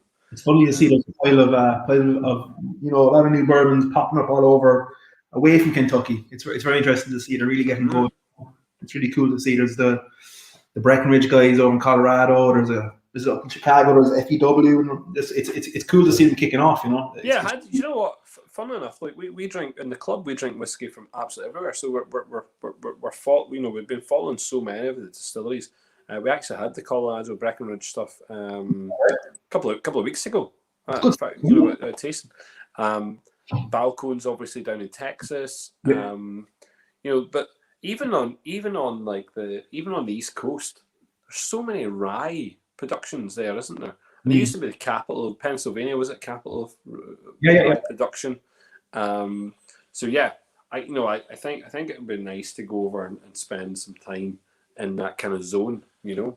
I would need a long time as well. I'd probably have to go there for it's probably what Ireland is going to be in 10 years' time when you know, introduce all these new distilleries we're opening. You know, there's going to be, I'm sure, plenty of tours for visitors coming into the country, right? Like, well, yeah, I between think Glade and Dingle and all these little places really kicking off, you know. Well, I think that there's.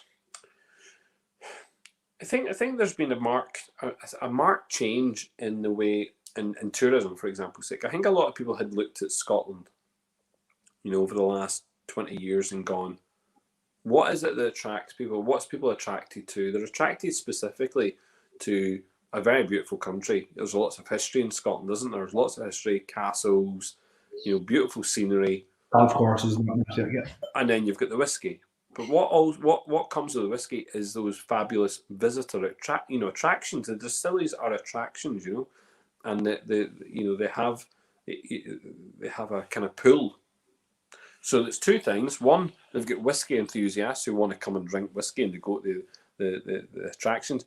But everyday tourists in Scotland go, oh, we're in Scotland. What's Scotland got? Whiskey. Yes, all over it. Do you know what I mean? And I think Ireland have caught up to that. So I think you're going to see some of the Irish distilleries being as much about the whiskey as about tourism and being an attraction. You know, Japan have got that down to a T, and in the States they have it down to a T. I just think that Ireland's just waking up to the fact that they could have done that. You know, so I mean, looking at some of these distilleries are absolutely stunning. I mean, if you look at the Hinge distillery, for example's sake, if people get the chance to go and see the Hinge distillery, they'll actually think they're in Speyside looking at something from the Speyside distilleries. Or if you go to Eschonville with a big massive glass front, you know, on it, you know, and you get to see from from coming close to the distillery, all you see is the actual stills from the outside, and it's just wow. Same with Radaman Estate. Even these very small distilleries with beautiful visitor attractions to them, and the same. Look at Dublin now. So Dublin have they'll have Rowan Co, big massive Diageo development. They've got Dublin Liberties. They've got Teeling. They've got these distilleries in and around each other that you can go to. Cork obviously has IDL's massive facility down there, but all these other ones are cropping up. The one thing I'd say, Paul, though, tourists are going to love it. Enough there. I'm not sure is the marketing correct at the moment, because the first couple you mentioned there, I'll be straight up and honest with you, I didn't even know they existed. Yeah, I think. Honest, I actually wouldn't have known those people. I didn't realize there was a distillery in the Hinch, or you know what I mean. So it's something not clicking there. It's something not. I think it takes time, Aaron. I think it takes time. I mean, our Hinch distillery. So Hinch distillery have now. Interesting, Hinch. Sorry, excuse me. I have here Hinch. Sorry. Yeah. So, but you know what? Hinch distillery in Ballynahinch, just outside of Belfast. I think. Look, they've just started. They've started creating their own, whiskey. So that's now gone through their own stills. They now have it in barrels. It'll be 3 years till it's ready. But, they're on board. Their actual facility is ready. And they're just waiting for COVID to piss off for people to go and visit. But it is stunning. The Radaman Estate, which is at the moment would be known as Shortcross Gin, producing lovely gin, has at the moment the ability to release 4 whiskies this year, 4 specific brand new whiskies to the market, unheard of in Northern Ireland. So really that's something special. Their distillery, though, and again, visitor centre is lovely. But yeah, a lot of these distilleries, they just don't have the marketing budgets that maybe say Bushmills do, that maybe IDL do, that maybe. The market for, like, say, a Board Foilcha or Discover Northern Ireland should be coming and kicking into these guys and saying, right, we're going a full-on tour, you know what I mean? Or like, Aaron, that's what everyone wants. I don't think that's what these organisations really want to do, to be frank. I'm not sure how much of an effort they really. Because what I will say, when you go to Kentucky or we share an airport with Northern Kentucky, you fly in there, the first thing you're met with is Bourbon Trail, and it's all these companies set up for it. It's they're obviously all playing ball with each other. They realize that one bounces off the other. Like if you're an American coming to Ireland, you're not just going to visit one. You're going to do 5 or 6 of them. You know what I mean? So yeah. Well, without a shadow of a doubt, without a shadow of a doubt, and guys bringing in tours into Scotland don't visit one distillery. They go for a good tour and they go and see as many as they can. Yeah. There's 130 odd distilleries in Scotland. Is it about 130? Is it something like that? I can't remember off the top of my head. It's maybe not as many as that. Maybe I'm. How many do we have in Ireland? Is it 50 something right now? Or I saw it on Barry's thing there before. Was it in Ireland? Right now, yeah. No, right now in Ireland, I think we've got 30 something. Okay. 30 something. There's not growing by the week almost. Yeah, I think I mean it's growing. You know what I mean? But I think we're at 30 something. But we do have pretty ones. I mean, there's Tullamore Dew's lovely, or Tullamore Distillery because it's not Tullamore Dew, but yeah, it's specific. Paris Court Distillery, absolutely impressive. But these are beautiful. But what we need is a more coordinated approach to get people here and do little tours, and not focus on the one distillery and the one type of whiskey either. That we look at lots of different things. And I do think that in 5 years' time, that we are going to see a mass amount of tourism directed just towards the whiskey industry.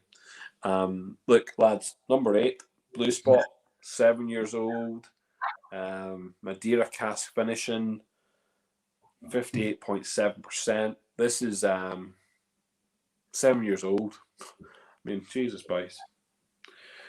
7-year-old whiskey, eh? You know what I mean? Who'd have thought that? Who'd have thought that'd be a great tagline? You know what I mean? Everyone talks about 20-year-old whiskies. 12-year-old being the staple. And for someone to come out, I know that Ardbeg came out with that 5-year-old, that wee beastie. Yeah, I mean, look, it's not the best in the range, but okay. It's out and it's good, but I don't think it's the best in the Ardbeg range. But actually, is the Blue Spot at 7 years old the best in the range? I don't think so. He's mad about it. Yeah. I'm not mad about it. I'll be honest with you. I'm a big Green Spot Barton man. I love that one. That's a the Levo Barton. Yeah, we had that. Barton's nice. All Just right. punch. I still haven't warmed to the Blue Spot. I must have it there a few times, but I still haven't got into it. Blue Spot's good. Declan, what do you make of the Blue Spot? I have a bottle of the Blue Spot there, and I've tried it numerous times. I like it. It's not my favorite. I've had betters. I think there's better out there than the Blue Spot. That's just my opinion on it. But I do have a bottle out there, so I don't know. I've had better. Fair enough, Declan. No, look, I would tend to agree with you, but it is, for me, a question that has to be asked: is this better than the rest of the range, based on the fact that it's a 7-year-old cask strength, spot whiskey? Evening, Stuart. Listen, Stuart. Hope you're doing very well. Good to see your stuff. Thank you for coming in. Stephen, yep, Down is set up for trail. So many different distilleries and so close to Belfast. So County Down in Northern Ireland will have its own. There's no doubt will have its own whiskey trail. Fact. But then you need to think that the whiskey trail around Dublin, they all need to get their heads around that, and then you need to think about, how do we get people into the different parts of the country to do different little trails? Because I think to do the whole of Ireland in one trail would be mental. I think to break it down into small trails is really cool. We can focus on little day trips here and there. And I think in County Down we've got, potentially for 1 day trip, maybe 2 day trips. There's that many concentrated in that kind of area. Okay, this is interesting. Love Blue Spot, absolute favourite of the core range. Wasn't expecting that. I fell in love with this one quickly, but yeah, the Barton is a giant favourite. Probably depends on your mood. Yes, yeah. Lisa. I agree. We had the Louisville Barton on the mystery box on Wednesday night, and it really is good. But yeah, I think for me it's just a question, because I'm not convinced that this is the best of the range. I like the cask strength element to it. I love the Madeira.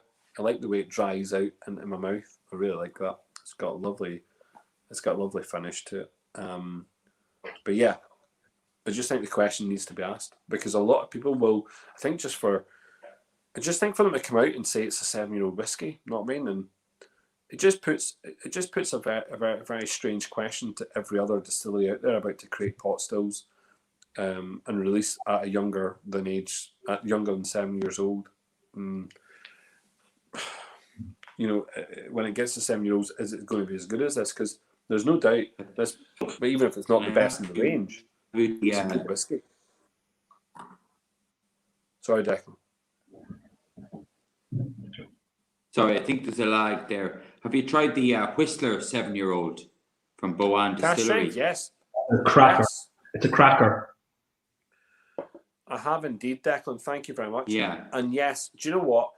In our first festival event in 2019, we had the Dreamcast 32 years old. So the first Dream cask. We had a Redbreast cask strength. We had the friend at hand Redbreast 25-year-old, and I also put on the table the 7-year-old Whistler cask strength, and I put on a Jack Daniel's Select cask and something else. I really can't remember what the other one was. And we did a comparison of all these whiskies. That it was a showcase, Redbreast showcase event. And do you know what? Funnily enough, the Redbreast 32 won. The friend at hand was just behind it, and in third place, and actually give or take by 0.1 or 0.2%, percent of the vote was a Whistler. So the hype of the 32 Redbreast might have made it win. The friend at hand clearly did really well because of the taste profile, but the Whistler came out of nowhere, and everyone fell in love with it. And literally would have been a point So, 0.% is just behind, those two big redbreasts. It is a very, very, very. Now, I would say, I would have to caveat this, that batch 1 and definitely batch 2 are that good. I'm not sure. I haven't had batch 3. So I've definitely batch 1 and batch 2 of the 7-year-old.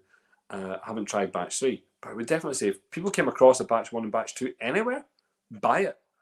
Buy it. Get it. Because the recommendation is huge of how good it is, Very, very good. I'm not sure about batch 3. You're saying, Paul?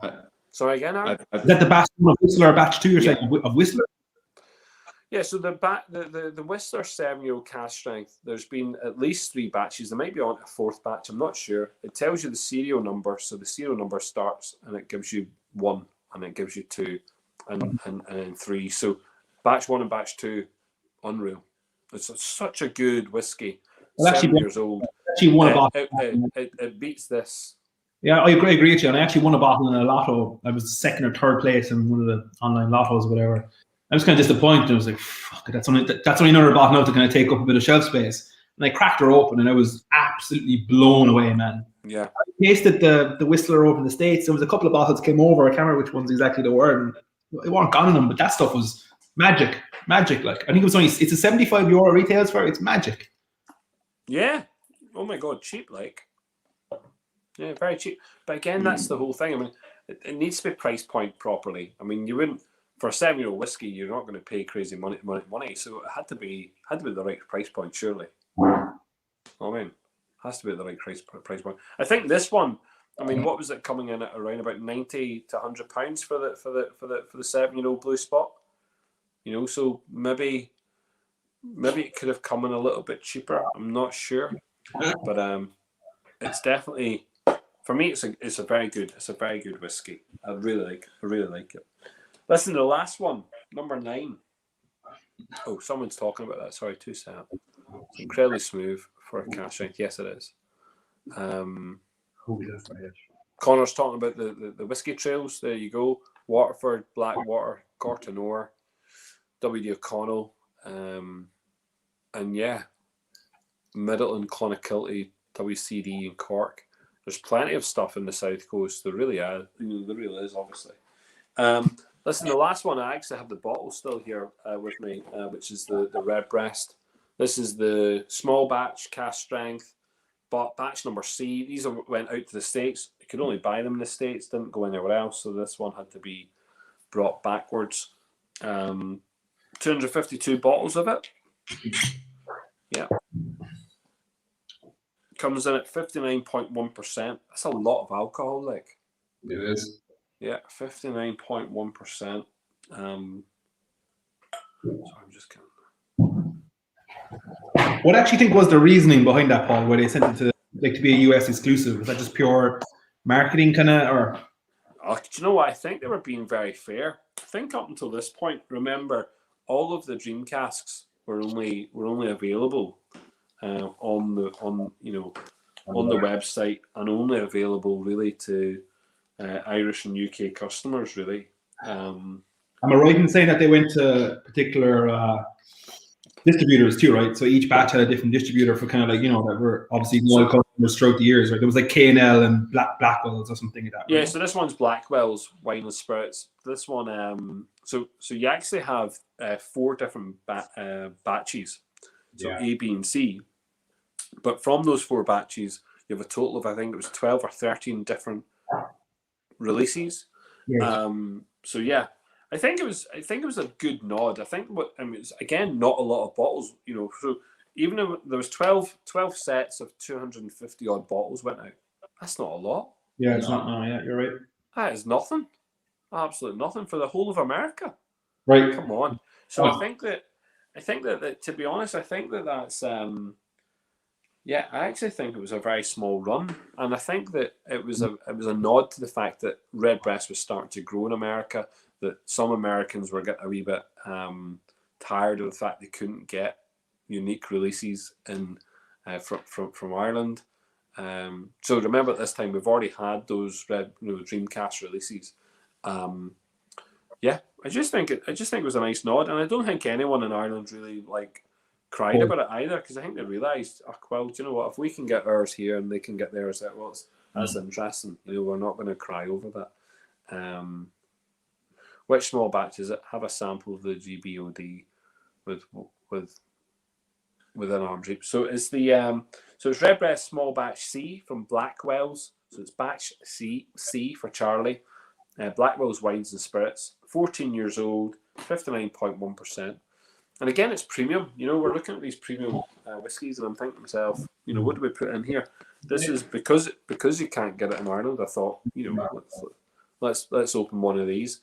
I was very lucky to have all 4 batches. I didn't have the full.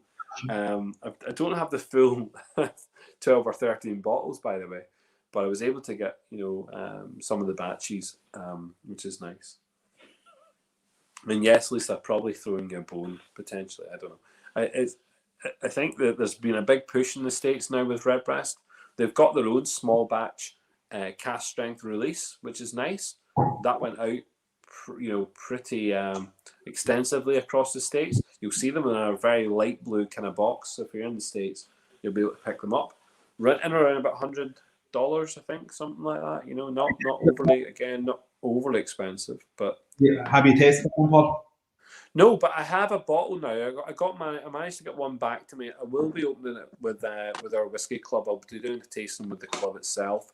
I don't intend to do anything other than open it. You know, so is it any good?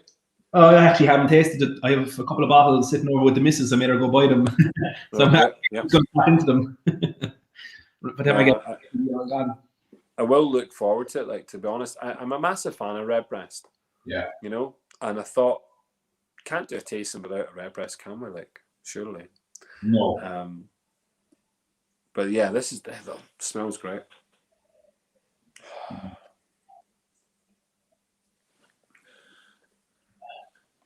Wow. So this is my first time tasting this one. And what I would say is I was brought into Redbreast. First Redbreast I ever had was a 15-year-old. When I got given the 12-year-old after that, another time, I just fell in love with the 12-year-old. I mean, the 12-year-old to me is just like, it's just great. And then the 12-year-old cask strength for me is a step up, and it's just massive difference. And I absolutely love the 12-year-old. There's not been a bad Redbreast for me so far. Now, some of the single cask offerings don't hit the mark as some of the others. Like the Redbreast Friend at Hand is the best. And I'm going to say is the best, but then that 30-year-old port that came out recently is very good and going to be very difficult for me to continually choose between the both. But maybe the Master and Malt one out of all of them are slightly weaker in comparison to maybe the likes of the Sunnies or maybe like the Palace Bar. This is really interesting. This has got really deep kind of oaky note, you know, like a woody kind of note coming through here.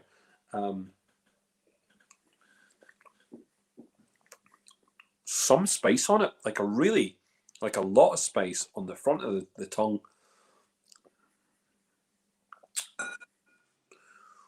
Dries out a little bit, but it's got like the sherry component parts. This is sherry casking, isn't it? Yep, must be. And the sherry casking gives it that lovely spice, but it's shorter lived. It's like a boiled sweet, nearly, on the kind of front of the tongue.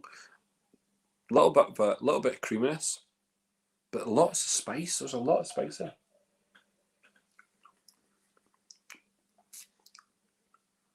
I really like it. Tom's saying it's smooth. It is. I mean, it's smooth, but it's spicy. A lot of spice here. You know. Is the Friend at Hand Redbreast still available? Says Andy. Just in around there's less than 100 bottles left. So the production on that I think was 600 and something. There's less than 100 bottles. You can only get it from the shop. There's no online retailing. What I would say, I have the luxury of, you know, going in and purchasing bottles all the time from the shop. Happy to help you there, Andy.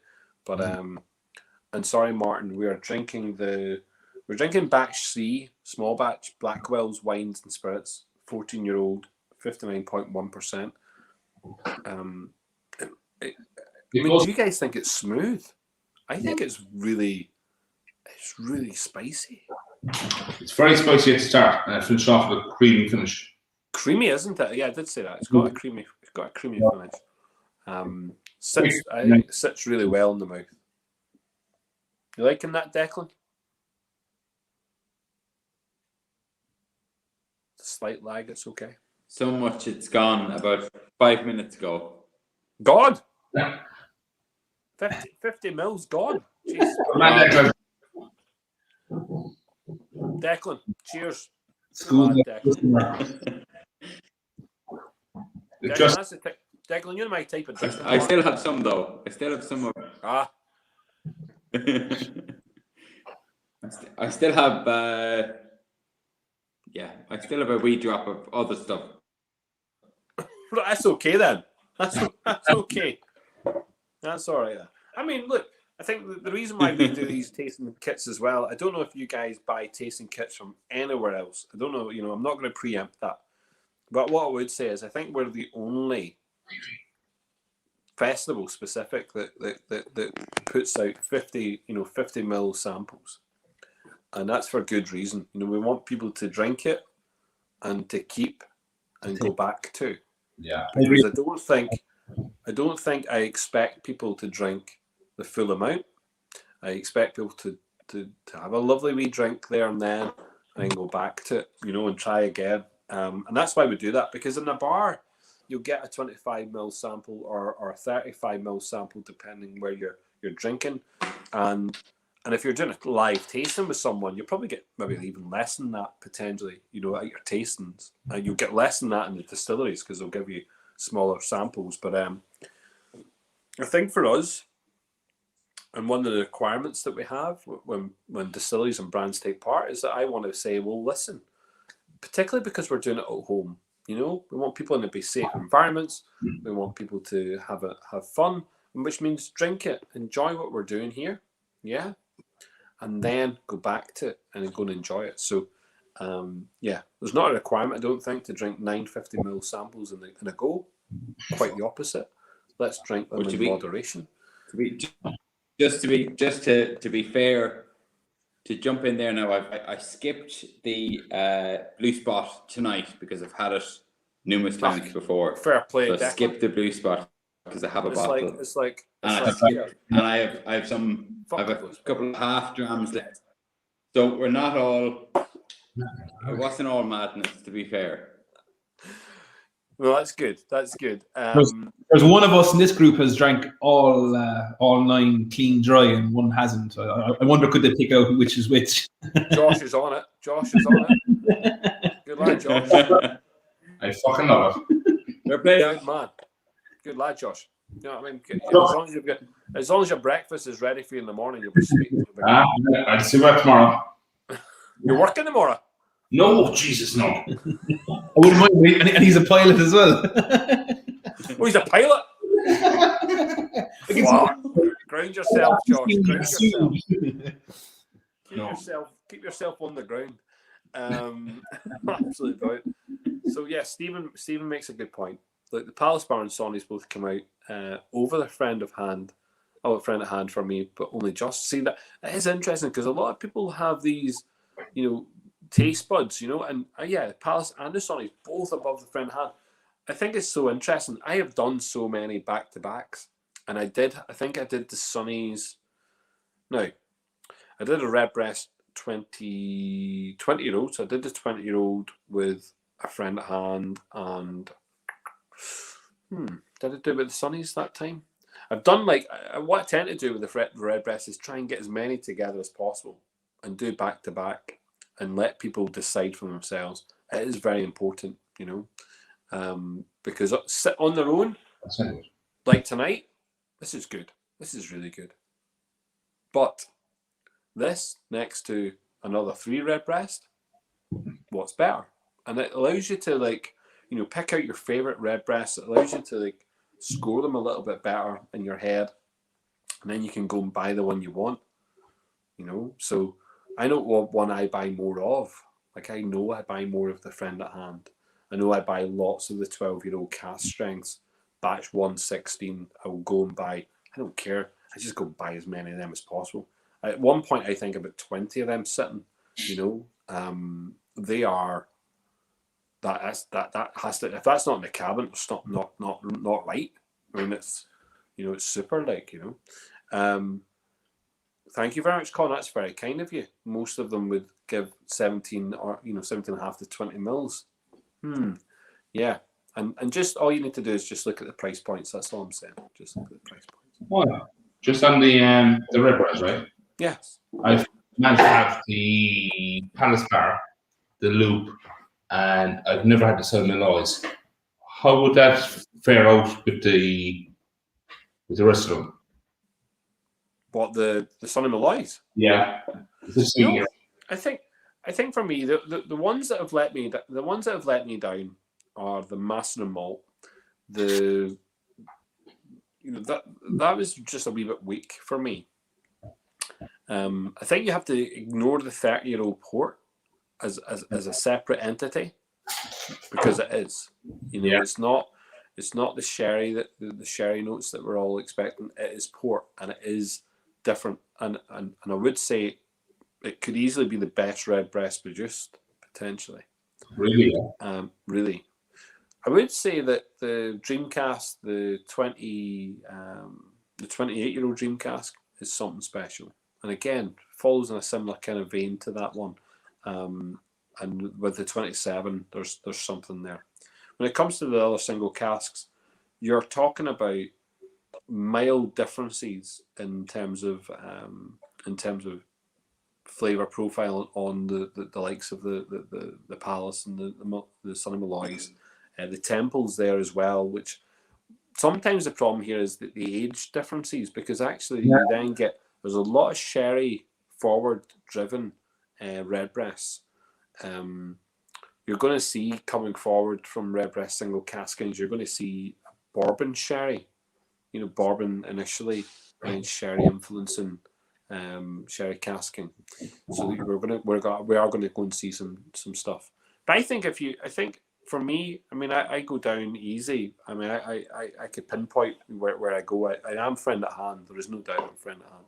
If I take away the Dreamcast for a second, and ignore the port and just do sherries, then the Friend at Hand. I think I'm based on my scoring charts. I think I'm the Friend at Hand. I think I'm the Palace Bar. Late La Maison de Whiskey. The 17-year-old, is it? That was the 17-year-old. I was really disappointed. I thought it was. Yeah, so the first bottling of the La Maison. The earlier release, that's gone now, right? That's totally gone. It's proper gone. Yeah. The Loop. Yeah, and then it kind of goes downhill from that kind of point. The Sunnies would be up there. Temple Bar. I had the Temple Bar. I don't think I've had the Temple Bar. That's more recent, isn't it? So yeah, and the other ones down a little bit. On the DCs on taste, DC 28-year-old number 1. Yeah. DC 20 number 2. DC 32. The DC 20 is, a lot of people don't like the DC 20. I think the DC 20 is a spot on whiskey. The fact that it's 20 years old, some people were a wee bit disappointed that it even was a dream cask, but I don't know. It is a superb drink. In fact, it needs to be given a lot of recognition. But this 30-year-old, this port, lads, you had to have tried it. If you didn't try it, I am so sorry, because I know it's sold out and it's gone now, and I think it is value for money. Spot on. The amount of, it was 30-year-old. It was an all port. It was a one-off. You look at the Meth and Madness all port. It was double the price. True. So I think it was spot on. A couple of people are saying, let's have a wee look. Ultimately, it comes down to peripheral preference. Yep. Steve McGinnis says it's the 30-year-old Whiskey Exchange version. Yep. Friend at Hand, and then the Temple Bar. Whiskey 30 and DC 28 should be in a different category given the port. Yep, I think I've said that. Yep. I wonder what the 19-year Jameson online shop Redbreast single cask is like. Oh, we've done that. So do you mean the 19-year-old? There's a single cask for the distillery. That was nice. We actually we did the 19. Sorry, I don't know if it's 19-year-old. We did the Redbreast single cask for the Jameson distillery, or the Middleton distillery. We did that. It was for the. Did I do it at Christmas or did I do it in the summer? Might have done it in the summer. I can't remember, but yeah, we definitely did that. It was actually quite nice. I'm not even sure. Did that sell out, or is it still for sale? I'm not even sure. Palace Bar is very good. Yep. We're going to star of the night. Okay, what did we have? You'll be buying a bottle of the Irishman. Yeah. Okay. Good. Good luck. Remember, it was the 2002 Irishman. Don't get confused. They're batched every year. 2002, and potentially the 11-year-old Caden Head. Yes, the 11-year-old, which isn't an 11-year-old. Yes, interesting. DC 20 is a good whiskey, but I thought it was trying to be many different things. Agreed. Yep.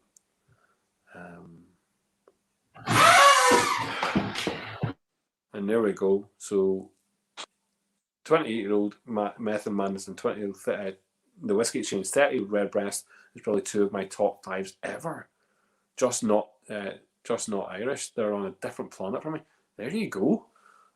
So for those that don't know Steve McGuinness, just in case he's just popping in here for the crack, Steve McGuinness previously worked for Jim Beam Suntory at the Cooley guys. He is now at Echelonville working for Echelonville Distillery, and he has got a good taste in whiskey, and he's been in the game for about 10 years doing the job. There you go. Super. Look, I've really enjoyed that tonight. I hope you guys have enjoyed it, Declan. I hope you've really had fun. Yeah? 100%. Thanks, Paul. It was brilliant. Thank you. Just Paul. No worries, lads. Look, I'm glad you guys came on for the banter, because it is good to have someone here chatting away. I can do it without a crowd. I can do it with a crowd. It doesn't make much of a difference. But listen, thank you very much. Sláinte, Declan. Thank you very much. Sláinte. Cheers, lads. He's not, he reckons. Say again, Josh? He has nothing left. He needs to go. He needs to reach up to the top of that shelf and pick something. The next spot. Just Paul.